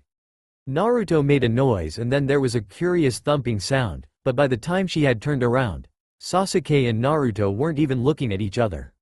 She hated it when they did that. Anyway, I'm sorry I was taking it out on you. She shrugging, shoving her fingers into her bangs in the hopes that she would be able to see. They needed to be trimmed. Right, Naruto said with his familiar smile. Turning back to Sasuke, he sighed. Did you have to have so many boxes? Shut up, Dobi. Bastard. One of you should start thinking about dinner, Sakura suggested as she opened another box. I don't have the pots and pans unloaded yet, and Sasuke doesn't have any groceries. We are going to need food. I'll get it, Naruto volunteered. The onigiri stand should be open by now. I can go pick some up to hold us over until we finish unpacking and then we can just go out to eat. Sakura's mouth watered. That sounds good. Fish. I know, Naruto said with an eye roll. All you ever eat is fish. You want fruit or fish, Sakura-chan? She hesitated and then smiled. Both, please. He nodded. Alright, I'll be back in a few then. Sakura sighed once the door shut. I would accuse him of just trying to get out of work, but I'm too hungry to care. Sasuke shrugged. At least he will be quick about it. Sakura nodded in agreement. Naruto loved food, and was always quick to make sure his teammates had their own meals as quickly as possible. She had written it off as a quirk to his living on the streets as a child, but sometimes she wasn't so sure. The last few months had been normal. Her, Naruto, and Sasuke hanging out between missions and work, apartment hunting for Sasuke, and the occasional dinner out. There hadn't been any of those strangely warm looks from her friend. Even stranger was she hadn't felt that all-encompassing relief she had expected. Shaking off those thoughts, she buckled in and set about working her way through the rest of the kitchen. Sakura reached around Sasuke and nabbed another onigiri. The table that Sasuke had hauled up into the apartment was his coffee table, so they were all sprawled out on the floor. It wasn't the most comfortable arrangement. Sasuke didn't have her foresight for pillows, but stuffing their faces with the food made up for it. Naruto had brought home several varieties of fish, tuna for her, and fruit, including the sour umeboshi, onigiri for them to eat. So why the 2 bedrooms? Sakura asked before she bit into the rice ball. Sasuke sighed. They didn't have 3 rooms that were acceptable. Sakura stopped chewing and gave Naruto a confused look. He hurriedly swallowed. Hey, I hadn't thought of that. Why are there 2 rooms? Sasuke didn't answer, simply picked up the now empty containers, leaving the one that still held a half-dozen onigiri, and disappeared into the kitchen. Sakura frowned and looked at Naruto. He still looked a little confused, but there was a growing look of comprehension on his face. For us, he said softly. Sakura tilted her head. Huh? How often were you in his other place, Sakura? I mean, did you see those dorms they made him live in with the genin? She shook her head. She hadn't actually been in his other place. They always met at Naruto's when they sparred, sometimes crashing on the floor of Naruto's apartment depending on how tired they were and how much healing was required for the evening. Oh, she muttered, eyes widening on comprehension. Naruto nodded, falling onto his back so that his shoulder rested against her thigh. The bastard is going to have to let us know about his traps. The sound of Sasuke snorting in the kitchen had her grinning. At least the ones that aren't in your bedroom. She called out, reaching over to rub strands of Naruto's hair between her fingers as she thought. He grinned at her and wiggled his head closer and she rolled her eyes, but tangled her fingers a little further into his hair and lightly rubbed his scalp. Sasuke wanted to give them a bolt hole. Not that he would say this was what it was, but Naruto had commented, once or twice, how heavily he had guarded his privacy in his last apartment. Compared to that, Naruto's flimsy traps had to be hard on his nerves, especially the nights that all 3 of them spent sprawled out in various places, too tired from healing, training to move. Tsunade had told her, in those blurred days when they had first brought Sasuke back, that things would be different. He had changed in ways they couldn't fathom. She wondered if having this place of safety for all three of them was one of those changes, or if he was really always this paranoid. It was so hard to tell what was Itachi's fault, what was Orochimaru's, and what was just Sasuke. It was plausible to think that before his clan was killed that he hoarded things and kept them safe, but this need to keep his team safe and in his sight when they had moments of weakness had developed when she wasn't looking. Not that she was really going to complain, she had already looked at his hot water heater, and it was twice the size of hers. "Well," Sakura said as she picked herself up, "we should get back to work. We still have a few hours of unpacking work to do." She nodded towards the bedroom.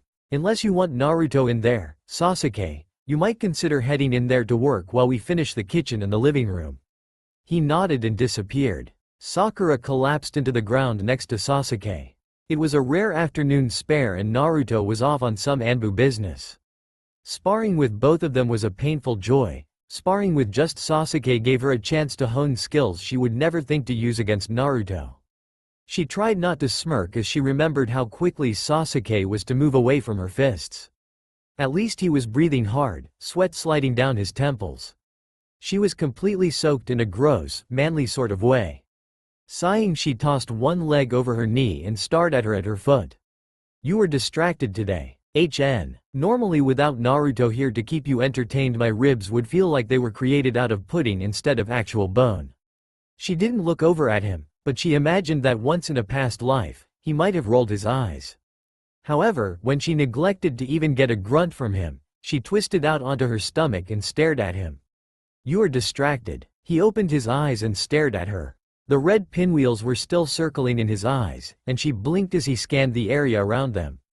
"Hey, I'm no Naruto, but I like to think my talents of conversation have at least improved past his over the years. I might not listen exactly as well as he does, but my ears do work, Sasuke." He sighed and flopped onto his back. She felt a smile tug at her mouth. If he was relaxing, that meant they had moved far enough into the training ground that they were alone. For now, at least. Well, when dealing with Sasuke, it was always advisable to cheat like Shikamaru. Besides, we're teammates. If you can't talk to me about your problems, who can you? Naruto doesn't count. The council. Ah, a world of explanation in 2 words. Propping her head up on her knuckles, she considered him. There were only so many things that council actually had on Sasuke that could bother him, and the sharpest weapon in that arsenal was the status of clan. Hissing low between her teeth, she sat up. Sasuke would know before she did if someone was trying to listen, the paranoid bastard. It was safe to talk. "So what's the problem, Sasuke? Are they giving you a deadline for starting the clan before they disband you or something?" He stood in a single, smooth motion that she could appreciate from a perspective that was that of a teammate, and a bit of a woman who liked men with good backs. The greatest part of learning that her emotions were no longer so deeply tied up with Sasuke was being able to appreciate his form honestly. However, now was not the time. "Sasuke." Shoving to her feet, she chased him. "Wait a minute, alright?"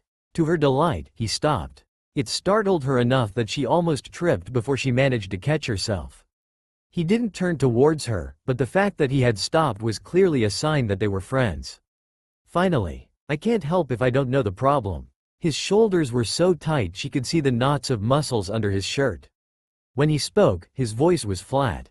"The council is worried about my lack of an heir. You're only 20. A jerky, hard shrug. So they want you to produce an heir." This was a bit like talking to a Naruto who didn't want to admit something. "You just kept guessing until you hit it on the nail." She had gotten very good at guessing. "They want an heir by the time I am 26 to secure the line of my clan." Sakura frowned. 26 was a long time for a ninja. She supposed that it allowed the council to pat themselves on the back and say how generous they were being. Biting her lip, she chewed on that thought. They were giving themselves a failsafe. Did that mean they didn't expect Sasuke to live to 26, or were they hoping he would give them a reason to disband the clan altogether before then? How long had it taken Sasuke to trust them to watch his back? Trust them to stay alive long enough for him to get there? How much longer would it take for him to find a woman he would let in his apartment, much less into his bed, who could defend his children from those who wished the Uchiha clan stayed dead? What could she do about that? Does Naruto know? Rolling her eyes, she shoved her hands into her pockets and moved to stand next to his shoulders. Staring at the trees, she formulated what exactly she wanted to say. What do you think the odds are of Naruto being Hokage in 6 years? She felt the weight of his stare on her face and she tilted her head to look at him. Why did all the men in her life have to be taller than her? 6 years, Sasuke. That's our deadline to getting Naruto secured as Hokage. What do you think the odds are? He will need the support of 3/5 of the council. There was a silent question behind his words. Who supports him now? I'll come by tonight. She kept the list of clans quietly supporting Naruto in her head. She didn't dare write them down. Sakura. She turned to face him fully, her brow lifted in question. Do you think he can do it? She was quiet for a moment before answering. He brought you back. No matter how many times we were told it would never happen, Naruto never stumbled. He never let me stumble, either. I don't think there is anything he can't accomplish. He makes friends where there isn't any, and he has the uncanny ability to win exactly the right people he needs to his side. She paused, attempting to put her thoughts together. I will never, ever doubt him because he has never doubted me. Even so, this isn't a battlefield, and while clan alliances and politics don't mean much to him, they are going to mean everything until he is Hokage. Then things would change. Sasuke finally nodded. 8 o'clock. She opened her mouth to say something else, but he had changed his stance. It was a warning he wouldn't have given Naruto. Groaning mentally, she formed chakra along her hands and waited to see what he would do. It was going to hurt later. A whole lot, if the way his mouth had curled a little at the edges said anything. But it was worth it. Sakura rubbed her tired eyes as she moved to sit down in front of Tsunade's desk. Even without Orochimaru leading sound, they were still causing trouble. Unfortunately, a genin team and their junin had run into a squad. Only one of the genin had made it back, and even after hours of surgery, he hadn't made it. Rubbing palms that even after several washings felt sticky with blood, she watched as the Hokage read her report. The one sitting next to it had to be what was written up from the child's statement. She had been too involved in keeping his heart and lungs working while he gasped out what had happened to actually pay attention to what he was saying. She wasn't even sure who it had been. Anbu have been hunting the remains of the sound ninja for months now. We have had some success. The words hung between them and Sakura suddenly knew who had had the most success and why he had pushed himself so hard. However, we obviously haven't gotten them all. I have already assigned an Anbu squad to see what they could find. Sakura frowned. Why was Tsunade telling her this? I have clearance from the council. The edge of her mouth curled a little, to allow the Uchiha to be assigned to tracking and destroying what is left of the sound. Her heart dropped into her stomach. There had to be things Tsunade wasn't telling her if she was actually allowing Sasuke to leave Konoha, and if she was telling the truth, if the council had agreed to such a move. Lacing her fingers together tightly, she struggled for her composure. I would just send out Kakashi and perhaps the Neji, but both are currently occupied. Kakashi was hunting the Akatsuki with several sand operatives and had been for months. Neji couldn't leave Konoha because of the current split in the Hyuga clan. It would severely weaken Hinata's position to lose Neji's support if something happened. It was all a balancing act. Sakura would have given her arm to know what exactly Tsunade had done to get compliance from the council regarding Sasuke. Why? Sakura started, but Tsunade held up her hand. Naruto and you will be accompanying him when he leaves in the morning. The council wants someone who is strong enough to bring him back if he tries to bolt, and no matter how much trust I put into Naruto, the council does not see things the way I do. However, you are my apprentice. They will accept you as a part of this mission to give an accurate and correct report once you return. Sakura licked dry lips. Even with Sasuke's and my past? My friendship with Naruto? You are a ninja. You will do your duty. Tsunade said in a hard voice. She reached up and rubbed the bridge of her nose. I considered suggesting someone else, but the three of you still work well together. Throwing in an unfamiliar ninja with Sasuke right now would end up getting someone killed. Sakura nodded. She knew Tsunade was aware that they had been training together at night, and she also knew Tsunade was aware of how much time she had been spending outside of work with her teammates. Tsunade reached down and picked up a scroll. Here is the mission scroll. I expect you and your team to leave at dawn tomorrow. Sakura took the scroll and bowed, hoping that it wasn't noticeable how tightly she had twisted her fingers together behind her back. Her insides were a mess of excitement, Team 7, and anticipation, sound. She wasn't entirely sure where things would be once they settled out.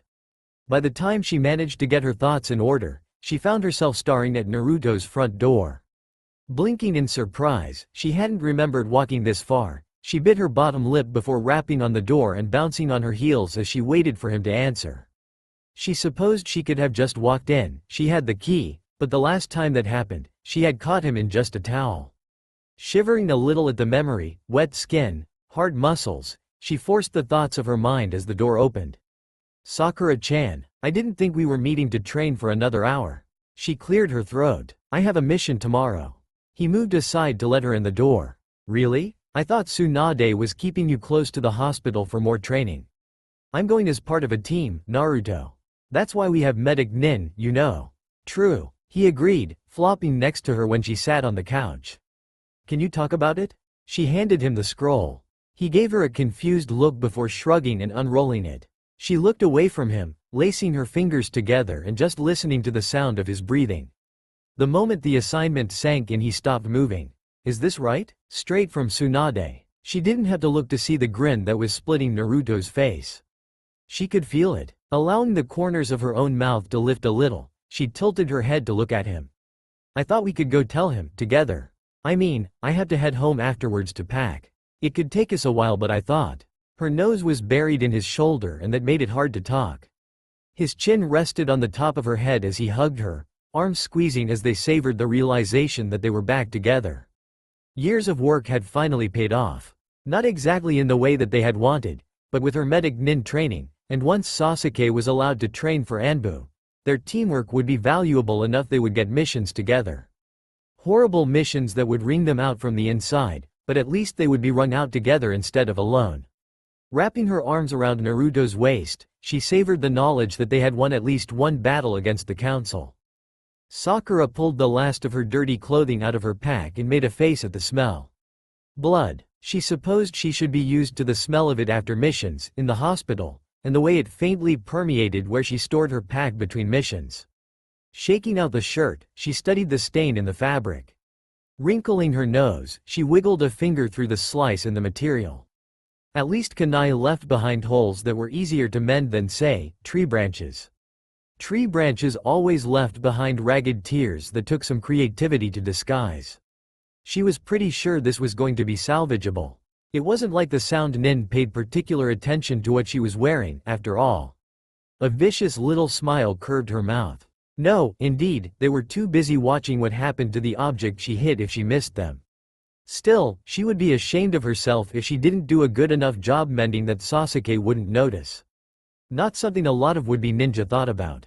How good they had to be at mending their own uniforms. She was quite certain the prospect would have paused even Naruto. Even if he managed to talk her into doing most of the sewing for him. Sasuke at least had the decency to mend his own clothes. Granted, that could have been from his refusal to admit any sort of weakness. If a ninja had to learn how to sew, then he was going to be good at it. Studying the fabric in her hands, she chewed on her bottom lip. The mission had been difficult. They still hadn't worked out a perfect system. There were moments when they flowed with each other, extensions of the other, until she knew that if she ducked just so, Naruto's fist would embed itself into the jaw of the sound Nin who attempted to stab her, or that if she rolled forward into the punch, the heat of Sasuke's jutsu would barely singe her. Then there were times they were so disjointed it made her teeth hurt. Naruto was still too rash, Sasuke too controlling. It was a lot easier to settle fights when you could hit a tree hard enough to splinter it into 1,000 toothpicks, but those silences never lasted long. It was wonderful. It was exhausting. It was everything it hadn't been as a child in the Chunin exams. It was getting better. Naruto was willing to give now, until Sasuke understood that things didn't always have to be this way. She was willing to sleep close enough that she could smell the sweat and blood on their skin, if only they would shut up. They pretended she wasn't overly sensitive and she pretended that they weren't reverting to teenagers when she wasn't paying attention. There was no Kakashi to watch them as they slept, and there was a freedom in those woods. A freedom in being Team 7 without having Anbu watching their every move, without struggling to keep her own exhaustion and fear tucked away. Around the campfire, there was only there, now, and the what-ifs, only crowded in a little. She was pulled out of her musings at the sound of knuckles rapping against her door. Dropping the tunic, she headed to see who was dropping by.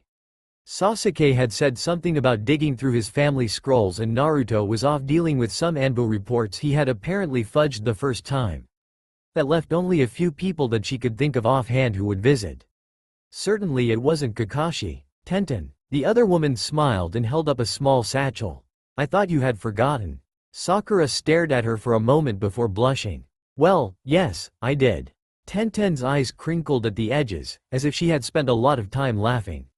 With Guy and Lee on her team, that could have been from self-preservation. Moving to the right, Sakura motioned for her to step in. I finished them last week, but you were out hunting sound. Tenten nodded towards the bloody clothing on the floor. Seems like the rumor was right. There was a faintly wistful note in her voice, and Sakura could only nod. Team Guy had been grounded months ago. Even though Neji was Anbu, Tenten and Lee were still his preferred partners when he was hunting. Sakura knew that there were missions that had taken the Hyuga out of the village alone, but it had been some time since she had heard rumors that even one of the members of Team Guy had left the village on a mission. Sakura wondered how much of that was Tsunade giving Neji backup, and how much was Team Guy refusing to leave the back of their white-eyed partner defenseless, no matter how much he could see. Yeah, Sakura said with a smile as she retrieved the clothing and tossed it into the washer to be dealt with later.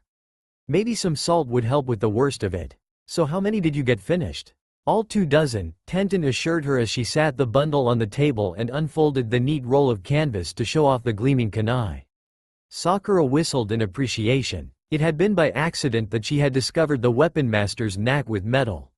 She had been assigned to emergency duty a few years ago and had dug a kunai out of Lee's back. As a ninja, she had made a point to get to know all the weaponsmiths in the village, but the kunai she had pulled from Lee hadn't bared any of the marks she was familiar with. It had taken some wheedling, but she had finally gotten it out of Lee, and had been quietly ordering kunai from Tenten since. Thanks. I think Sasuke has been snitching them when I'm not looking. She wrinkled her nose. Naruto just takes them from Sasuke. Tenten smiled again. Should I make more of your surprise? Sakura shook her head. No, those really aren't for missions, you know? Besides, it's nice to know something they don't occasionally. Although I don't think it will take them too long to figure things out once I give them their presents. Tenten smiled. It's easy enough to make 24 as it is too. It's just the polishing and refining the edges that takes the time. She gave another one of her shrugs. Right now I seem to have more time than I know what to do with. How's that going? Oh, it's alright. Guy considers it a challenge to keep us busy, even though we technically don't need a Junin instructor anymore. A faint smile curved along her mouth. It could be worse. Sakura tossed Tenten the bag of coin she had set aside from her mission pay. That should cover what I owe you. I haven't seen Ino in a few weeks, so we should go out sometime this week. Tenten nodded, her smile widening. I would like that. I have to run some errands over on her side of the village, so I'll stop in and see if she is going to have time. Sakura grinned. That would be great. I'll see you later, then. Tell Lee I said hi. I will. Take care. Sakura shut the door and smiled to herself. She just hoped the surprise for her boys, tucked safely under a loose board under her bed, would go over well. The kunai Tenten had made at her request weren't exactly the sort that Sasuke or Naruto would take into battle. They were just a little too ornate, but they were sharp and their balance true. Open weapons. The kind they could wear in public as decoration at formal events or keep on a wall as an open, but pretty threat. The sort of thing Sasuke was lacking in his home, and if she was getting Sasuke something, it was just as easy to spend the extra coin and get Naruto a similar gift. Sasuke for something to put on his walls. Naruto as something he could use later, when he was Hokage and at some diplomatic meeting. Turning, she gathered the kunai up went to put them away. There was still laundry and mending to do, and sitting around thinking of her boys just wasn't going to get it done. The world had disappeared into a rush of white and fire. Even now, hidden behind the safety of her eyelids, she wasn't ready to leave. She could still feel that rush of heat and water. Voice penetrated her foggy mind, familiar, angry voices. Struggling her way to the surface, she tried to decide if the anger was directed at her. For a single moment, she could recognize a voice saying her name over and over, but then it was too difficult to pull completely out of that darkness and she was sinking again. The next time she woke, everything hurt. Every bone in her body felt like it was burning and even the ends of her hair smarted. Blinking slowly, she found herself staring at a fire that was warmly crackling against an evening chill. It took a while to expand her awareness from the fire. Shifting a little, she bit back a moan at the sharp pain that movement brought. She must have made some noise, because a moment later she was staring into a pair of dark eyes. Sasuke looked exhausted, a large bruise forming on the side of his face, but he was alive. Swallowing down the relief that brought, she closed her eyes again. Sakura. She opened her eyes again at the tone of his voice. There was an expression in his eyes she couldn't read very deeply into. She tried to say his name in return, but her throat was so dry the words cracked before they were formed. He reached over and lifted her head, that hurt, and settled a canteen against her lips. Exhausted by the move, she panted a little, trying to convince herself that her ribs were not embedding themselves in her lungs. "That was very stupid of you." She processed his words, but they didn't bring any images with them. It was hard to get upset when you couldn't remember why you felt like you had been buried under a rockslide and then dragged through a ravine by a raging river. Blowing yourself up as a warning is not acceptable, Sakura. That did bring up memories. She had been on scouting duty, carefully searching the area for the sound ninja they had been trailing. There hadn't been any rumors of Akatsuki members in the area. There had been no reason to expect her to run into trouble that she couldn't handle. Halfway across a small ravine, she had seen him. Kisame Hoshigaki. He had worked alone since the death of Itachi, but that didn't mean he hadn't picked up a partner along the way. He was between her and her team, and there was no way to warn them that there might be more Akatsuki in the area. Heart in her throat, she had done the only thing she could think of that would have brought her help and warned them of the danger they were in. She had blown up the wall of the ravine she was standing on top of. The faint memory of thick, rushing water must have been from Kisame's water attacks. She had known that if she survived the explosion, if Naruto and Sasuke survived the fight, that they would find her. She didn't know why Sasuke was so testy. Then suddenly there was another presence next to her. Sighing internally, she lifted her lashes to find herself staring up at a furious Naruto. His eyes were narrowed and she didn't think it was a trick of the fire that they were faintly red. She had the vague impression that if she wasn't hurting so badly he would have been shaking her. Even knowing he was so mad at her didn't quell the fact that she was so relieved that he was alive. That they had both survived. "What were you thinking?" Naruto growled down at her. Sakura closed her eyes. It was easier to deal with these things when she wasn't forced to look at such grim disapproval. "Warning you," she whispered. It worked. The sound of cloth being strained to the breaking point had her sighing. "You're alive, Naruto. You almost weren't." Sasuke's voice broke into the slowly growing haze. She blinked her eyes open again. "If half burying yourself wasn't good enough, Kisame did his best to drown you." "Knew you would come," she said simply. Reaching over with her right hand, she managed to find Naruto's clenched fist and settled her fingers over the digits. As she started to drift off again, she felt a hand cover hers.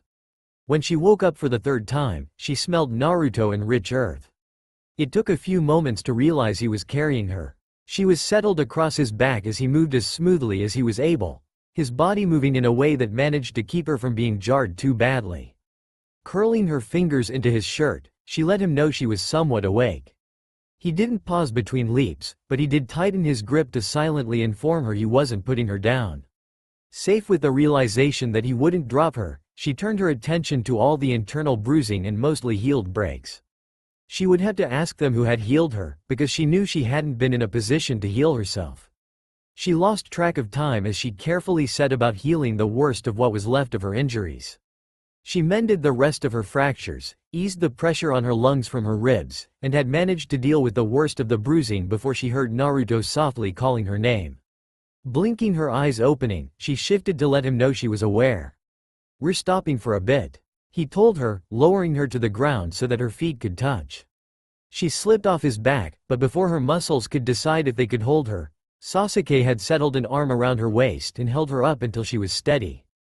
"Thank you," she whispered against his side, moving away once her feet recognized what to do with sturdy ground. Blinking a little, she frowned. "Where are we?" "About a day from Konoha," Naruto said as he stared digging through one of the packs. "We're heading back to report to Tsunade." "Our mission?" "Kakashi had already dealt with the sound ninja when we ran into the Akatsuki." Sasuke supplied as squatted next to her to start putting together a fire. Kakashi? She didn't remember seeing Kakashi at all. She blinked in surprise when Naruto took a very deep, steadying breath before turning to face her. Kakashi was hunting Kisame when you decided to blow up a chunk of the ravine. By the time we arrived, he was already engaged. His jaw worked for a moment before he continued. Sasuke went after you while I joined the fight. Sakura nodded. Naruto was the best one to deal with Kisame since he had the most chakra. Kisame? Escaped, Sasuke said coolly. However, I do believe he will be carrying new scars the next time we meet. She just nodded before picking a patch of grass and settling down. Sitting burned a little in her muscles, but it was easier now that her ribs were mended and her chest muscles were no longer so bruised. Who healed me? Kakashi had a sand medic nin with him. Naruto's voice was hard. That explained why her bones hadn't finished being healed. He did what he could.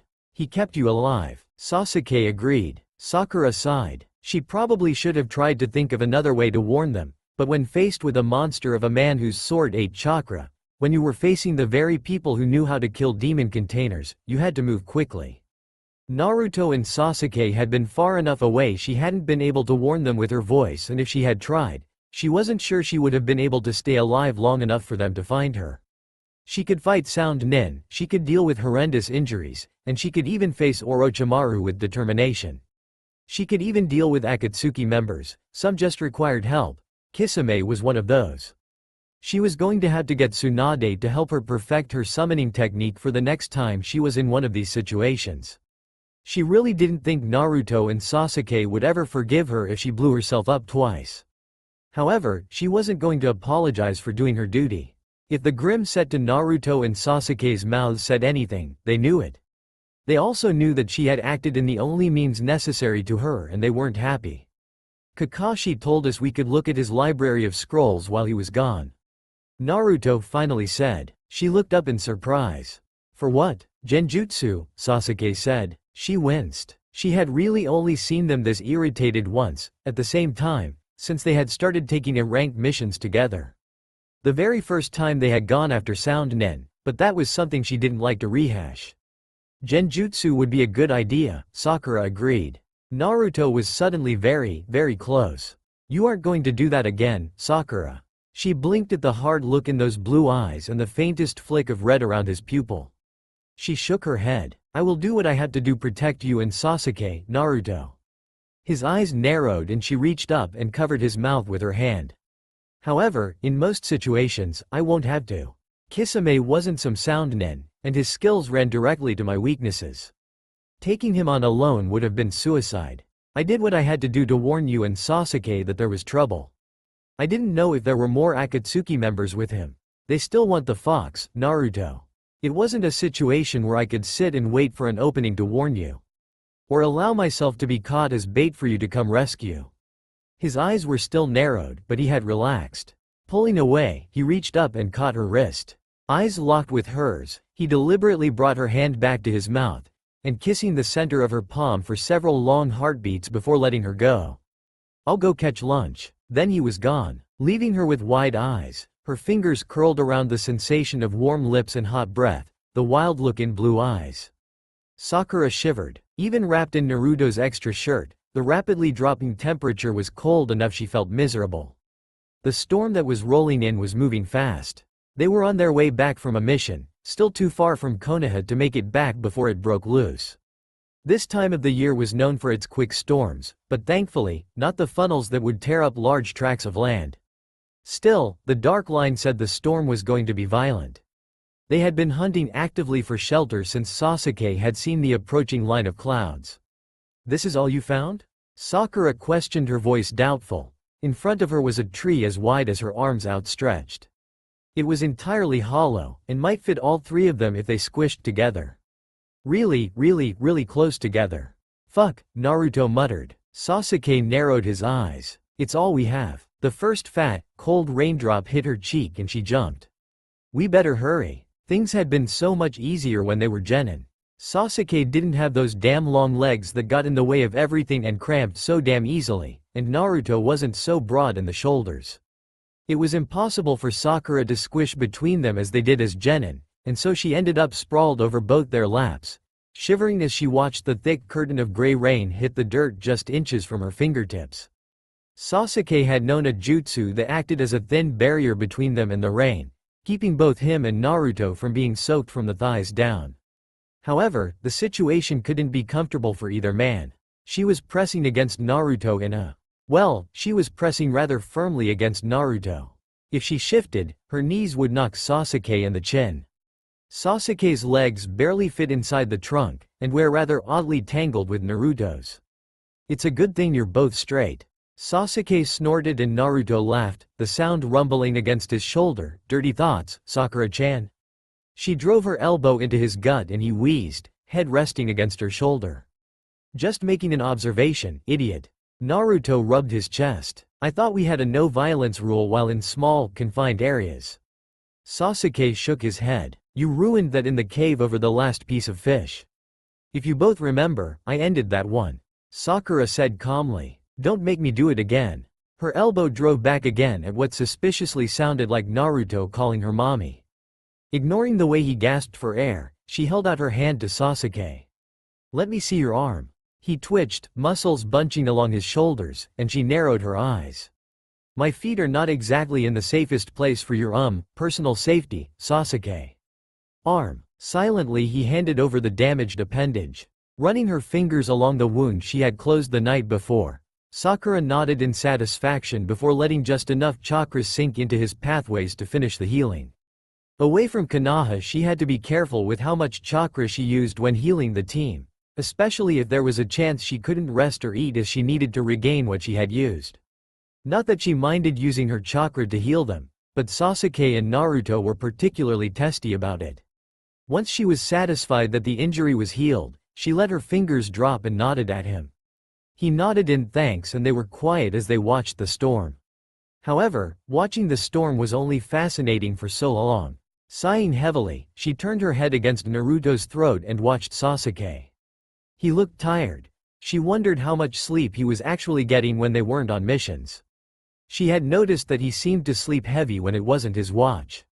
It spoke for how much he trusted them to watch his back that he slept better when on missions than when at home.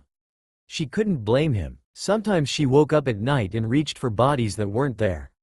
"Hey, Sasuke-kun." The childhood name rolled from her tongue before she could catch it.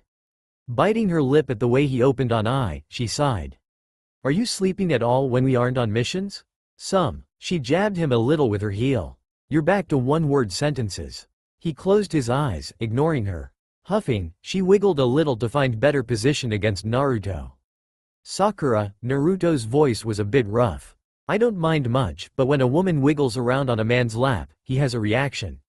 She froze. "Right." Sasuke sighed. "Idiot." "What?" The sound of ice hitting the tree and the ground had her leaning a little closer against Naruto. She wasn't scared of storms, per se, but if they ended up in the path of one of those air funnels. "Don't worry," Naruto told her, hand running up and down her arm. "If one of those funnel things sets down, we'll know and I'll just call it Toad to get us the hell away." Sakura relaxed. She hadn't thought about that. It would be a wet, wild, probably dangerous ride and one she hoped to avoid, but the knowledge that there was an escape plan was comforting in the way only giant frogs were. She frowned when she realized her foot was falling asleep. "Getting out of this tree trunk is going to be difficult," she muttered. "How come?" Naruto asked. "Unless you know a medical jutsu that I don't that keeps your legs from falling asleep, we're all going to have crawl out of here." She pointed out. She felt him move with his grimace. "I hadn't thought of that. At least we're not wet." Sasuke pointed out. Fingering the sleeves that currently flopped over her hands, she mentally agreed with Sasuke. Being wet was only worse when you were wet and cold. The storm was still dropping temperatures. Thankfully, Naruto and Sasuke were plenty warm. "How long do you think they are going to let us hunt Sound Nin?" Sakura asked quietly, curling her fingers into a fist inside her sleeves. For a moment she thought that Naruto and Sasuke had both fallen asleep, and then Naruto sighed. "For as long as they can get away with it, I suppose." She nodded. "Chasing Sound Nin serves two purposes for the council," Sasuke said mildly. "It gives us a chance to be killed, and it gets Naruto out of their hair." Sakura frowned. Yes, but it's also blatantly flaunting Naruto in the face of the Akatsuki. There had to be rumors of his fighting sound nin by now. Naruto's body moved under her as he shrugged. Maybe they just can't win at everything. Then why send me? Sakura questioned, curious to see what they had reasoned behind her back. Liability, Sasuke said flatly. They know how Naruto responds to you being danger. Naruto snorted. Oh please. Kakashi probably had to report the fight with Kisame, which means they know you're really just a great big mother hen, bastard. Sasuke's eyes narrowed and Sakura spoke quickly. This was not the time to be fighting. I can take care of myself. We know, Naruto said. He shifted, and she could almost feel the stare he was directing at her profile. Although I wouldn't think blowing yourself up is a good way to take care of yourself, Sakura-chan. She thought about elbowing him and decided against it. Sasuke? The council considers you a liability, he said finally. Even though you are the Hokage's apprentice. Which is a mistake, especially if they wish to maintain the illusion of power. You want to explain that one, Teme? Rumors suggest that Hinata is slowly winning the battle inside the Hyuga compound. The branch house supports her mostly over her sister. Hanabi merely has the support of some of the older members of the clan, but her temperament is such that it is unlikely she will maintain that support. I suspect there will be a subtle shifting of power inside the council in the future. Sasuke mused, a small smile quirking the edges of his mouth. Sakura considered that maybe it was time she started keeping her ears open again. Tsunade had never really bothered censoring her tongue around her or Shizune.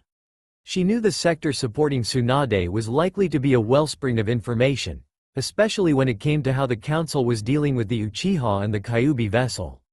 It was a matter of waiting everyone out, now. She and Sasuke had spent the last 3 months carefully feeding Shikamaru and Neji the information they needed to gain support. Everything was set to come out as they wanted, with the few exceptions, the bumps that were inevitable, if all 3 of them could just stay alive long enough to see their plans through to the end. The Junin exams are coming up, Sakura said softly, deliberately changing the subject.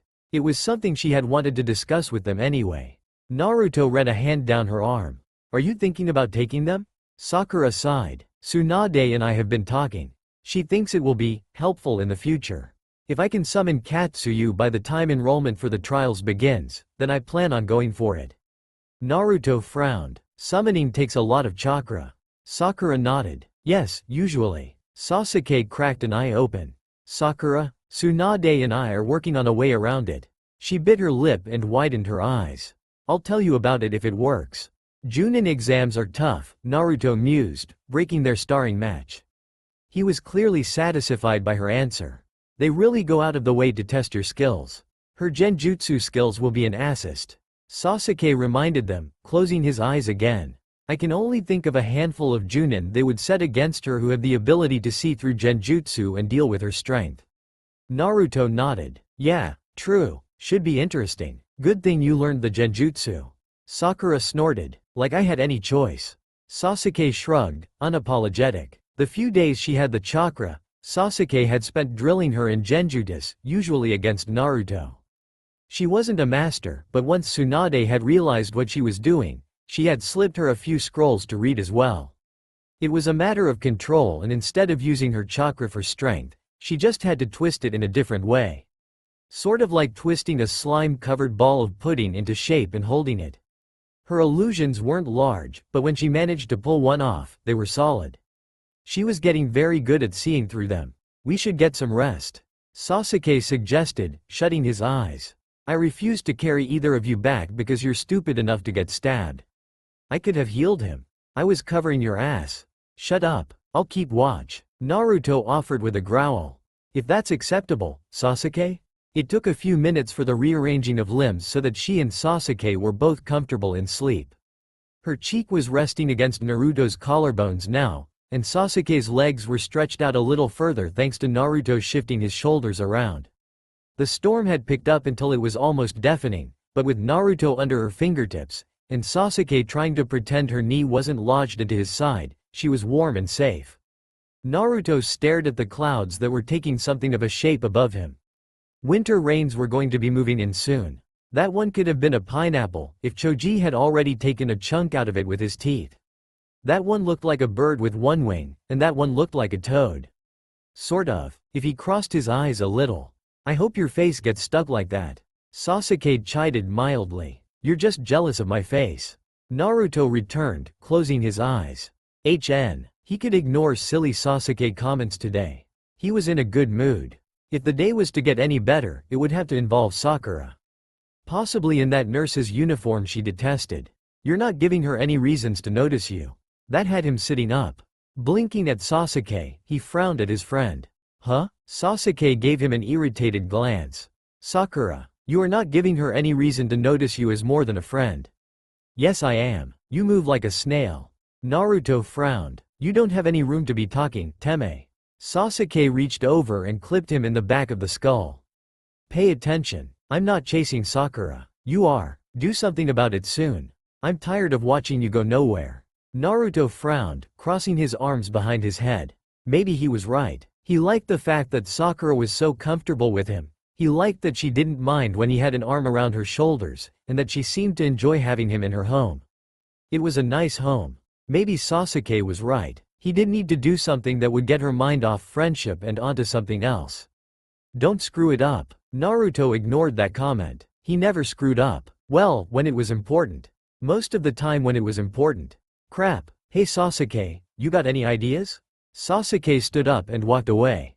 Naruto sighed. Well, he supposed he was in this one on his own. Flopping onto his back, arms still behind his head, he watched the clouds and thought. Sakura, Shizune's soft voice broke into her exhausted daze. You should go home. She lifted her eyes and blinked at the concerned medic Nin. Shizune wasn't scheduled to come on duty for another 3 hours. Scrubbing at dry eyes, she looked at the clock. Was it really that late? Tsunade said that you have done enough and the next shift is here. They'll take over for now, Sakura. Hands were turning her and pointing her towards the door. Her body went through the automatic reactions. Wash the blood off her hands. Change out of her uniform, put it in her bag, and head back to her dark apartment in the hopes of getting some sleep. Halfway home, she stopped. As much as she wanted to sleep, she wanted to spend some time with someone else. Going home to a cold apartment was suddenly a task that was just too much for her emotionally drained self. Her feet turned to a familiar direction, but she stopped herself. Her parents had stopped being able to help her since her genin days. While they might sympathize with what she had to be going through at the hospital, they wouldn't understand. They couldn't understand why civilians in her care were so much harder than healing shinobi. The idea that shinobi could take care of themselves, that they had been hurt for a purpose was one thing. A civilian being hurt, little civilian children being burned was something completely different. She had pushed herself into exhaustion dealing with the injuries that had come in after a civilian apartment complex had caught fire and she was feeling the drain. Curling her fingers around her keyring, she headed a different direction. The door she was shuffling toward wasn't as nice as her parents' small, perfect home. It was part of a slightly run-down complex, but it was strangely clean and neat. Even if the blue paint on the door was chipped, the key turned smoothly in the lock. She knew the sound of the lock snicking out of place would wake him, just as the fact that she hadn't set off his taps would tell him who exactly was walking into his apartment. Sasuke would be expected to dodge at least one trap, just for practice sake. Shutting the door behind her, she leaned against it, breathing in deeply to steady herself as she waited for Naruto to appear.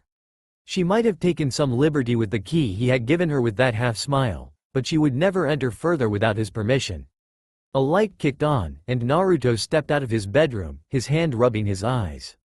They blinked at her for a moment before he shook his head. Hey, Sakura-chan, something wrong? Can I stay here? She had to give Naruto credit. When his friends needed him, he was terribly efficient. Half an hour after stumbling into his apartment, she was wearing an oversized shirt and a pair of old shorts, a cup of tea firmly in hand that, while faintly bitter, made up for it because it was warm. He was sitting next to her, waiting with a patience that most would never believe he was capable of. There was a fire tonight, she said quietly, finding enough energy to speak only after half a cup of tea.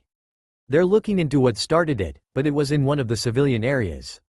Naruto's arm slid across her shoulder. She could have stopped talking there. She knew he understood instinctively where the root of her distress was coming from.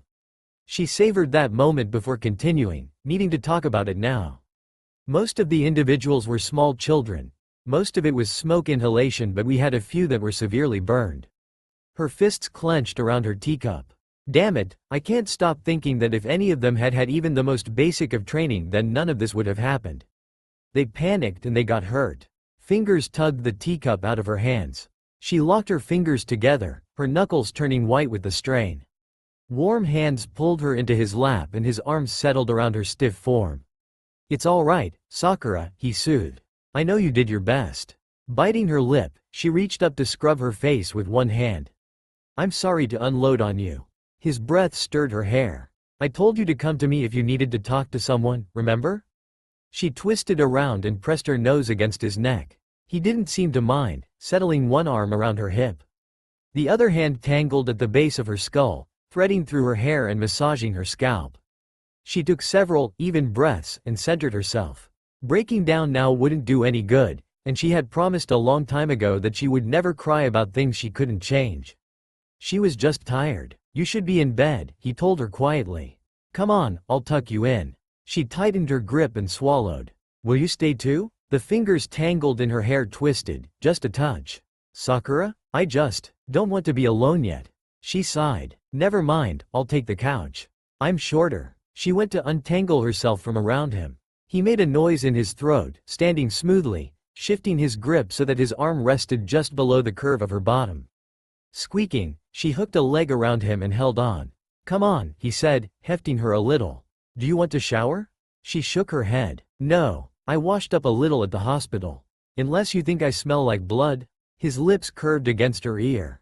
"A little, but it's all right.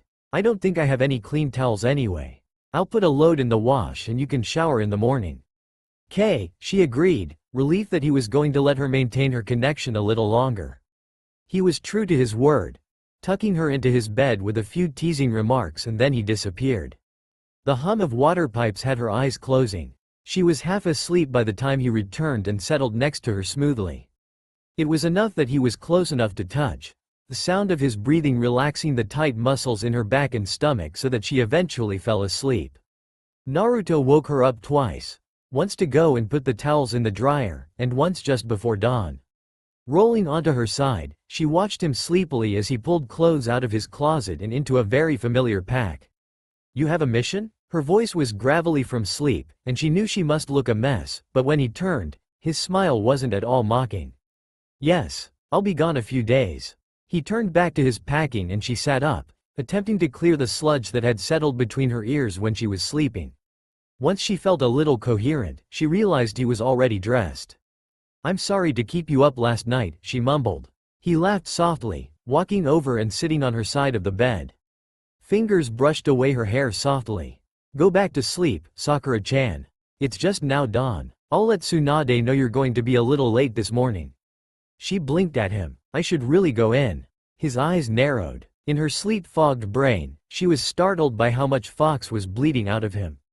The early morning light burnished his hair and brought out the whisker marks on his cheeks. The narrow strip of blue that wasn't hidden by his lashes was so very bright. "Stay in bed, Sakura-chan. Get some rest." Before she could argue, he had leaned forward and pressed his mouth to the corner of hers.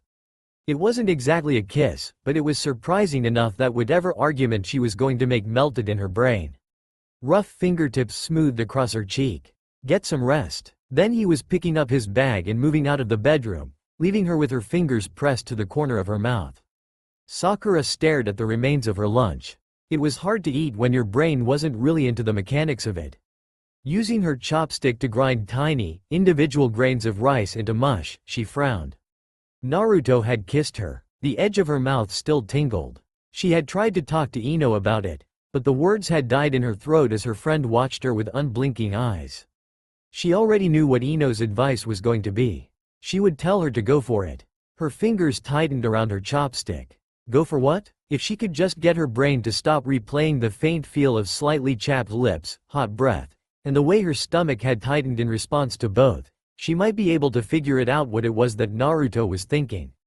Or what he wasn't thinking, but even that wasn't fair because Naruto did think. He just didn't think the same way she did.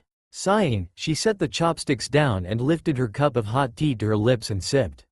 When they had been younger, she knew Naruto had had a crush on her. Everyone had known it. She had just assumed he had outgrown it around the time that they had put their entire lives into saving Sasuke.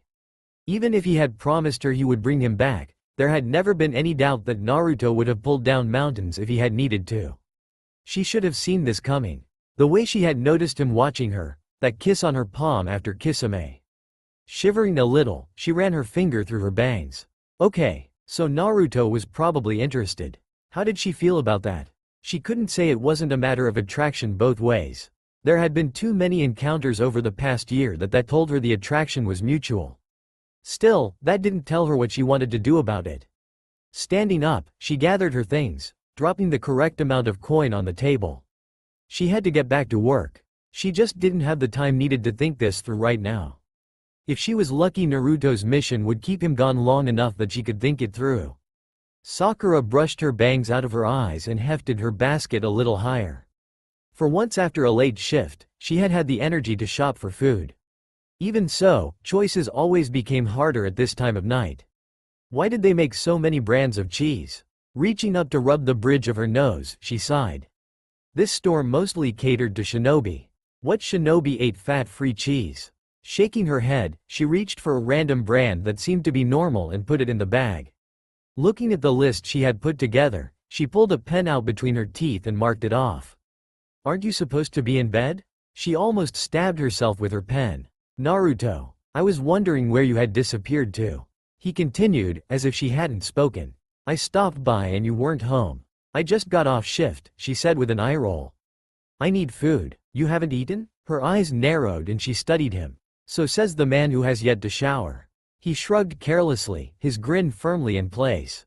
Annoyed, because that smile was doing funny things to her insides, she shoved her basket firmly into his gut. He oomphed, hands closing around the wicker as she twisted around. If you're going to annoy me, be useful. I'm always useful, Sakura-chan. Except when you're not, she pointed out, refusing to acknowledge that her stomach was twisting itself in knots. It had absolutely nothing to do with how he smelled like the woods, or the way his mouth had kicked up slightly more in one corner than the other. Running her fingers through her short bangs, she closed her eyes tiredly. She really didn't want to have to deal with this right now.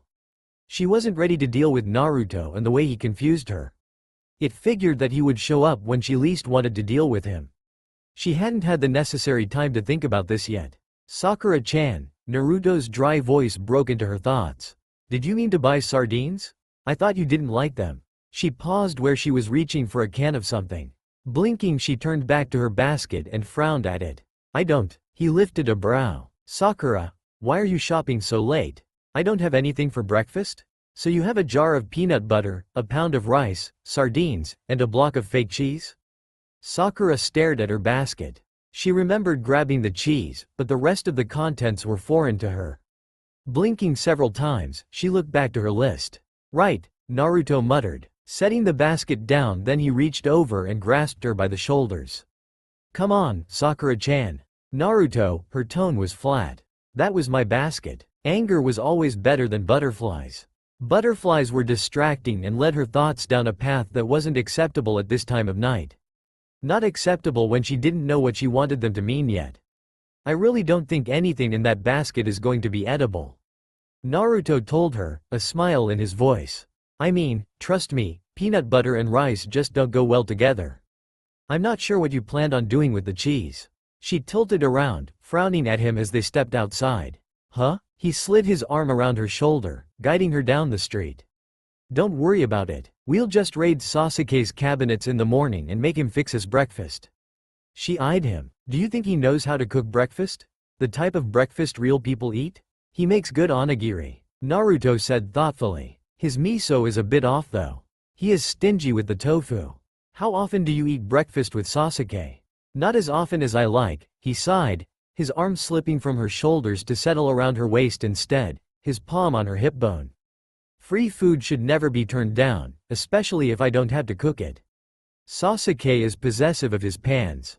Sakura swallowed. All thoughts of sleep fled at the feel of Naruto pressed up against her side, the hard muscle of his arm at her back, the heat of his palm at her hip. Chewing on the inside of her lip, she reached up to rub the bridge of her nose. What was she supposed to do with this man? Looking up, she caught sight of her apartment. Nervousness tingled in her stomach, but she set her jaw. She needed to get this solved or she wasn't going to be able to sleep. Naruto? Sakura took a deep breath. What are you doing? Did you remember to grab your keys or are we going to have to break in? Naruto asked, looking at the front door of her apartment, his expression thoughtful. I have my keys, she said, twisting around so she was facing him. He hadn't let go of her waist yet, so she was a lot closer than she had anticipated being. Swallowing a little, took a deep breath. You're avoiding the question. Which question, Sakura-chan? She pressed her fingers against his hand, her brow lifting. What exactly you are doing? The smile left his face. His other hand came up and pushed her bangs out of her eyes. What are you doing for breakfast? Apparently bumming off Sasuke, she told him, eyes narrowing at his continued refusal to talk to her. Why, lunch? Naruto. A blonde brow arched. You're making it rather difficult to ask you out, Sakura-chan. She stared at him. The edges of his mouth curved upwards and he leaned down, kissing the edge of her mouth again. Go to bed. I'll be by at dawn to make sure you're awake enough for breakfast. She blinked at him as he walked away, hands shoved deep into his pockets, a faint, whistling tune echoing back at her. Pressing her hand to her temples, she wondered if she pleaded temporary insanity if she could just hide in her room until she figured this out. Unfortunately, she didn't have time to hide in her room.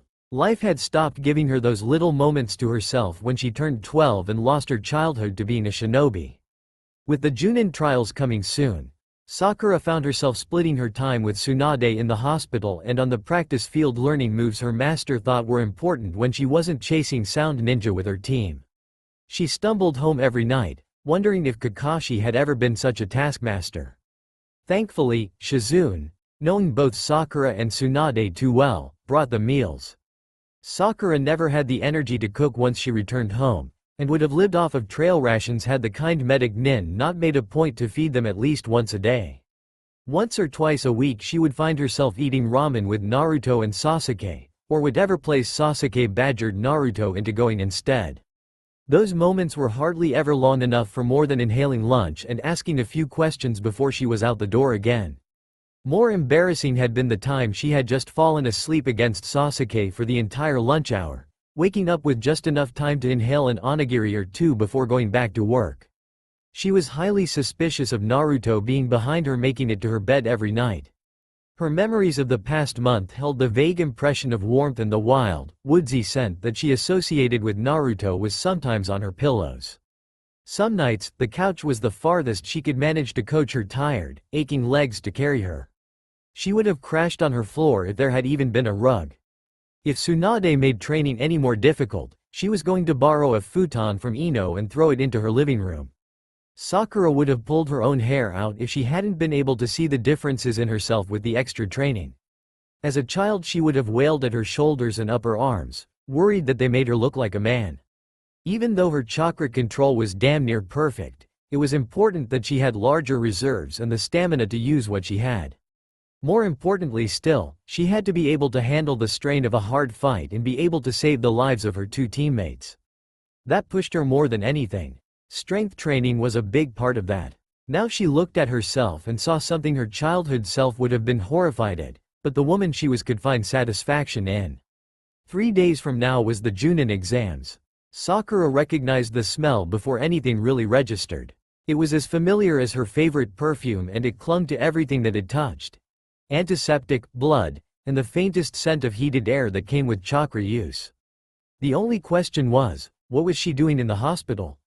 Her short-term memory wasn't working properly and she was having a hard time placing the events that had recently occurred. She should be coming around soon. Tsunade's voice was recognizable even in her daze.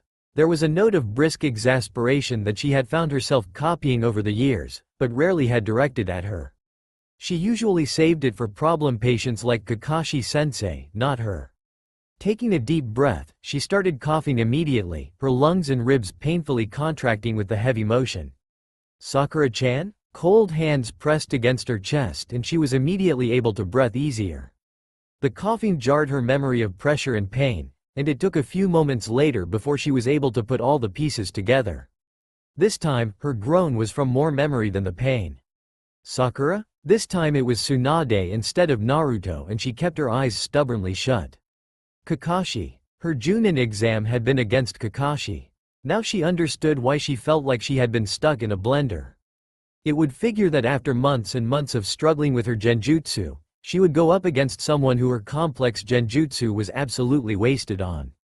Training with Sasuke had taught her a little of what to expect in a flat-out battle with him, but not enough that she hadn't needed to do that. Naruto was going to kill her. She had held her own fairly well. Kakashi seemed more interested in testing her skills than taking her down. She had managed to land more than one chakra-enhanced punch, and then she had.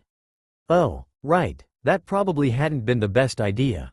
If the pounding of her skull and the heat in her ribs and back said anything, it had been a terrible idea.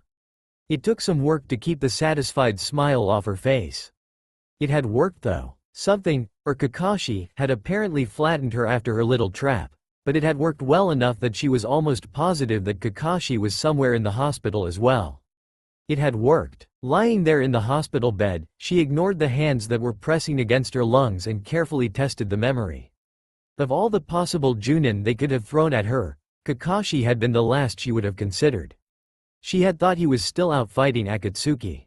Apparently not. When fighting someone at Kakashi's skill level, her normal approach would have been to flatten them as soon as possible. The problem with her old sensei was that he was quite aware of what she could and could not do with her hits, and he knew the feel of her chakra. The fact that he hadn't uncovered his Sharingan from the start had given her an idea. Complex genjutsu was wasted on a Sharingan, and adept users could move very quickly in and out of them. However, fighting Naruto had required something else. Her training with Naruto, under Sasuke's very watchful eyes, had served two purposes. The first had been to teach her the art, the second was to help Naruto learn at least to recognize when he was being attacked with genjutsu. So instead of using deep, complex layers, she had thrown them at her teammate as quickly and as thickly as possible. It was the same method she had hit Kakashi with. Using her strength to hide the carefully controlled weave of low-level genjutsu, all her summoning techniques had taught her something after all. She had carefully started her third trap. Once she sprang the accumulated low-level genjutsu, she had figured a possible 30 seconds before Kakashi had worked through them. Everything had worked as she had planned, except for that last trap. Groaning at another burst of chakra from Tsunade, she coughed violently. Next time she set up a trap like that and used explosive tags, she was going to make sure she wasn't spread quite so thin. She was going to be lucky if she ended up with just a lecture from Sasuke on the safe distance from explosions, much less Naruto. Currently though, she had another problem. She could either wake up to tell Tsunade what was hurting, or she could keep her eyes shut and hope that Sasuke and Naruto would be gone when she woke up again. Sakura, Tsunade's voice held a note this time that told her she wasn't going to get any more time to herself. Sighing, she gave in to the inevitable and blinked her eyes open, wincing at the lights of the room, and the expression on the faces behind Tsunade. Ah, you are awake then. Kakashi? A few broken bones. Only one of the cuts we deep enough for us to worry, nothing we couldn't heal. Your head wound, on the other hand, we wanted to keep an eye on. She clucked her tongue. Sakura winced. Head injuries, even with perfect chakra control, were tricky. Surface injuries were easily healed, but it was best to leave the internal bruising to nature. Someone who came in with a ruined kidney had less hospital time than someone with a major concussion did. Did I pass? Tsunade crossed her arms and sighed. We haven't received word from the judges yet, but it took them half an hour to clear the testing grounds so the next match could be presented. A faint, flickering smile curved her lips. Kakashi will be sporting an interesting scar. It probably wouldn't have been so bad if she hadn't committed herself to winning. Odds were anything less than everything would have failed her.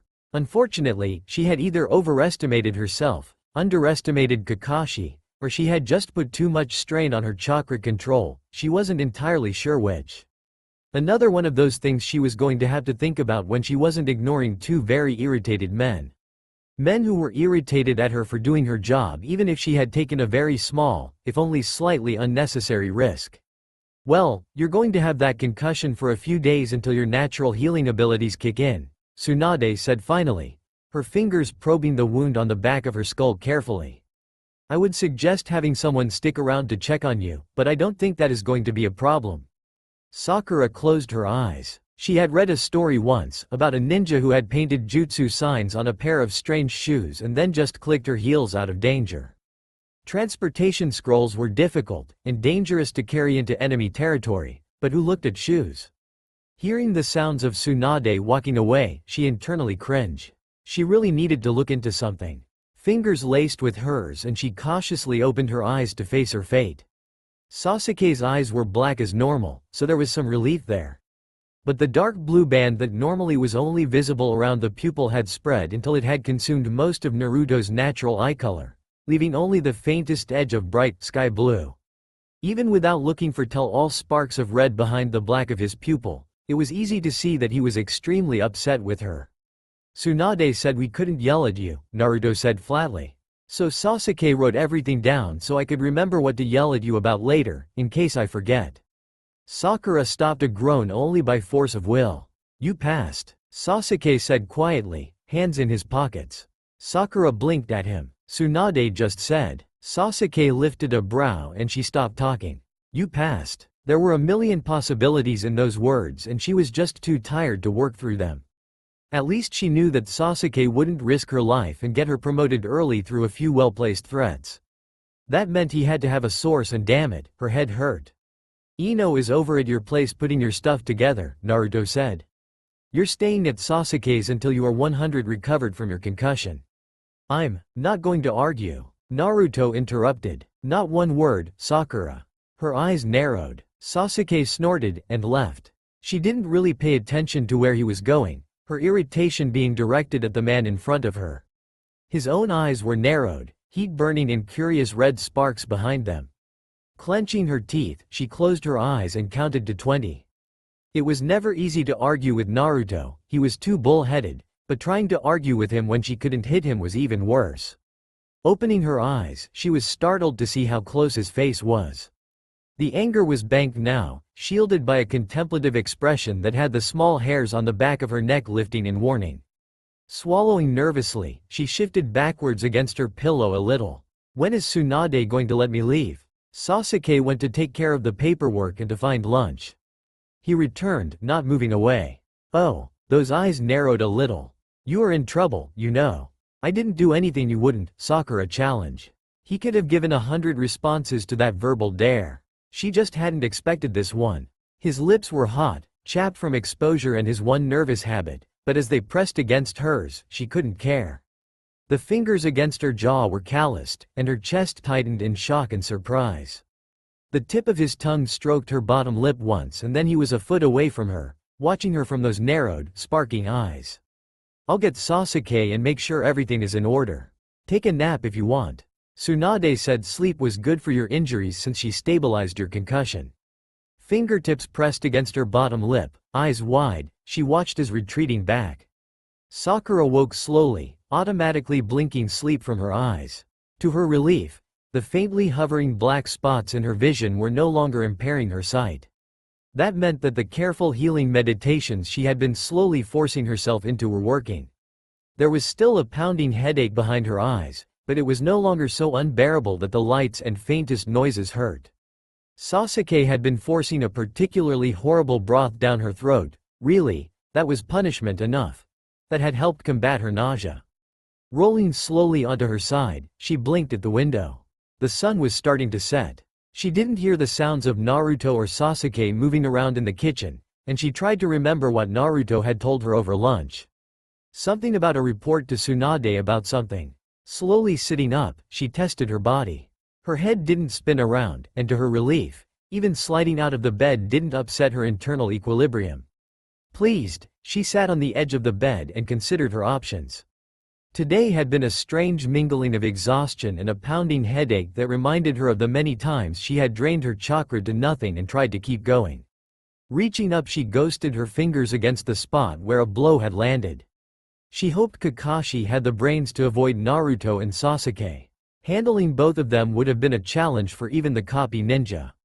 Naruto. Well, even with a pounding headache, this had given a chance to consider her relationship with the energetic blonde. Never let it be said that a concussion wasn't good for something. Her though process might have been choppy and painful, but she had managed to think. Which was more than the past few months had given her.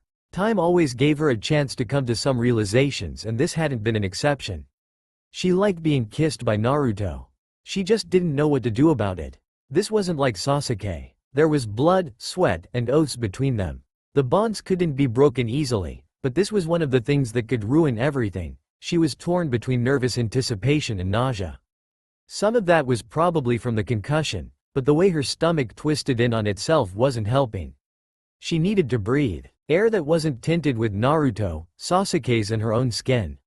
Running her hands through her bangs, she decided a walk would be a good idea. She was going to get a lecture. Well, what was one more? But at least a walk would give her a chance to clear her head enough to formulate the arguments necessary to deal with Naruto logic. Wincing, she rubbed her temples at the thought. Naruto logic. Now she was actually considering dating the man? Walking to the closet, she hunted down a long-sleeved shirt that Naruto had left in the small closet and pulled it over her head. It wouldn't snow for a few more weeks, but it was chilly outside. Carefully listening for the sounds of anyone approaching, she moved to the window. It took some work, but she finally wiggled out the absurdly small window before crawling down the side of the wall with the careful application of chakra. Her head spun a little, but when her headache didn't increase, she took it as a good sign that her concussion was healing. She walked slowly, enjoying the change of surroundings and the warm air. Finding a bench, she settled down and sighed, closing her eyes. There was so much she still had to think through. Naruto was one of the biggies, but so was her future. Junin, Sasuke, the council. It was all enough to give her a migraine. Reaching up to rub her temples, she blinked at the sound of someone calling her name. Sakura. Lee's cheerful face greeted her as she turned to find him waving her down, legs moving quickly as he caught up. Thankfully, he seemed to be the only one around and there wasn't any sign of Naruto or Sasuke, yet. Sakura, Lee's eyebrows were drawn down with disapproval. I wasn't aware you were supposed to be out of bed yet. I decided I needed fresh air. When his eyebrows drew down even further, she leveled him with her best stare. I'm a medic nin. I am perfectly capable of deciding when I can get up and move around. Not that Sasuke or Naruto were going to be particularly enthusiastic about that defense. Lee, however, gave in. She doubted it had anything to do with her glare, and everything to do with the fact that she dragged him back to bed after injuries. He was probably going to save this and use it against her at a later date. Oh well, she would just sick Tenten on him. Well, then I shall sit with you while you breathe in the fresh night air.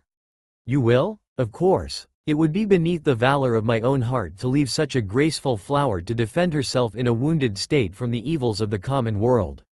There was the faintest spark of mischief behind the dark of Lee's eyes.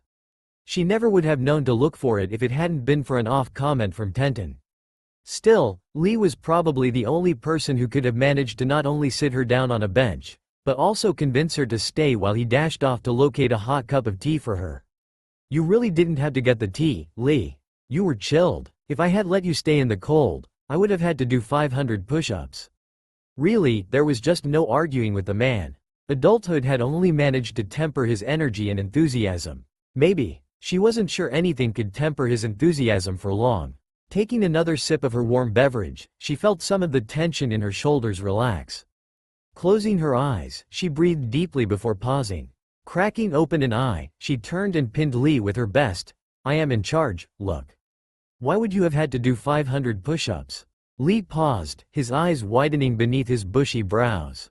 Sakura, I could not. You were at the meeting with Naruto and Sasuke. Guilt colored his cheeks an interesting shade of pink. I had the wonderful chance of speaking to your protectors. Tightening her grip on her mug, she leaned forward. Lee, did they ask you to check on me?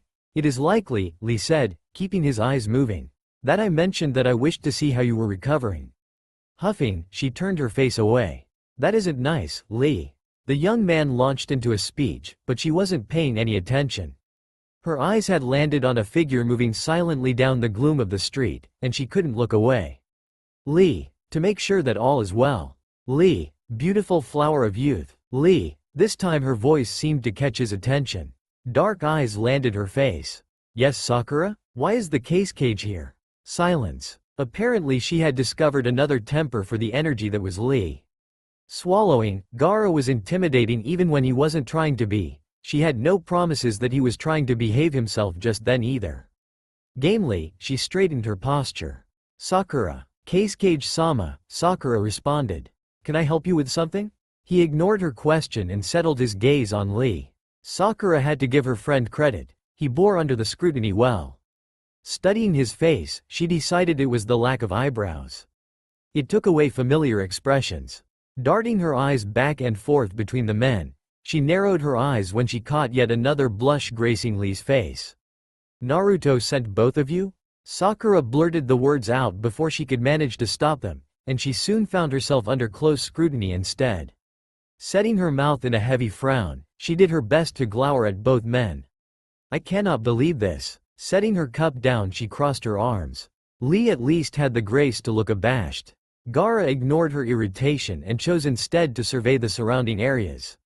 You passed. Sakura blinked. I beg your pardon. Those eyes flickered back at her and Lee was strangely silent. You passed. She knew that. Oh. Staring at Sand's cage, she furiously attempted to put the pieces together around her growing headache. She had fought Kakashi. Tsunade had invited the cage to watch the Junin trials. This was allowed in their treaty as long as Gaara was willing to let in representatives of Leaf watch the next trials of Sand. More importantly, it was a political statement to the council that Gaara was considered an important ally and friend to Leaf. Someone who had close ties to Naruto as a Jinchuriki and as a personal friend. Someone who held a position that Naruto made no pretense at wanting for himself when it came to Leaf. Political maneuvering. Her master was brilliant. This was making her head hurt. She was going to make Naruto's head hurt. Pursing her lips in irritation at the faint twitch to the cage's lips, she leaned back a little further in her bench, wondered if she doing was supremely stupid, and opened her mouth anyway. How's your brother? It was probably a bit dangerous tossing that out like that in the middle of the street, but the question was safe enough as it was one of the few topics that Sakura could be credited to discussing with the cage of Sand.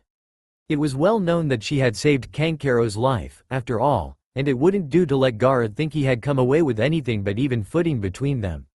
She doubted anyone else would pick up the subtext between them, and if they did, there was enough that they wouldn't know that it was reasonable to expect them to be unable to connect those very important dots.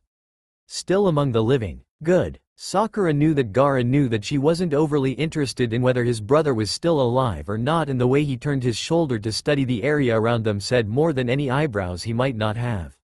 He understood that she had gotten his message about what his presence meant at the trials, and he understood that he still owed her a debt for his brother's life. Even if his deliberate turning of his body was a delicate reminder that he would pay in his own time. She wondered if that sand wall was working again and if a cage bounced any differently than Naruto when they hit brick walls. Before she could decide if testing her theory was as stupid as her gut was telling her, a disapproving voice cut through her musings. Sakura-chan, you're supposed to be in bed. Twisting on the bench, she leveled Naruto with her most disapproving frown. To her surprise, it hardly fazed him as he breezed over to the bench, a frown of his own planted firmly on his face. It's cold outside. Lee got me tea. You have a concussion. Not anymore. You should be in bed. I got tired of counting cracks in the ceiling. Naruto scowled at her. You're at Sasuke's. There aren't any cracks in the ceiling. Narrowing her eyes, she glared at him. You sent 2 ninjas to babysit me. Did you even bother to tell Sasuke that they were going to be in his apartment? That's not the point. A crack in her dear friend's argument.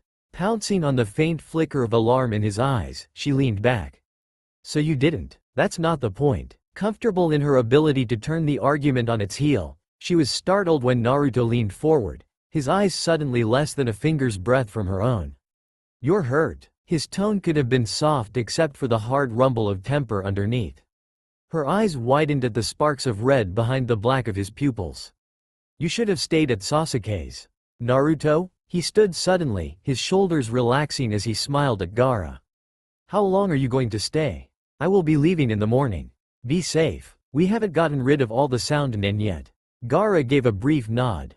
Naruto, Sakura started again but was cut off when Naruto turned around and picked her up off the bench. Thanks for your help, Lee. My pleasure. Sakura held her tongue until they were far enough away she hoped the cage couldn't hear them. She needed to maintain some dignity after all.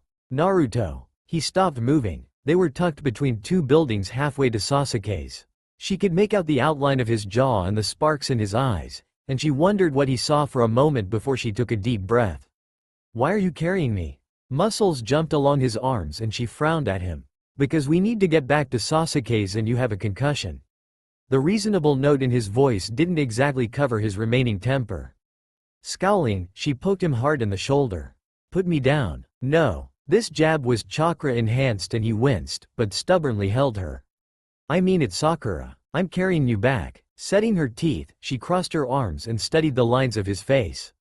Something had happened. She didn't know if it was something from the meeting, or if it had happened during the time she had spent asleep at Sasuke's, but something had gotten under his skin. "Are we alone?" He started, but his nod came a moment later. "You're sure, Sakura?" "Then start talking." His breath ghosted over her face as he exhaled, but he made no move to put her down.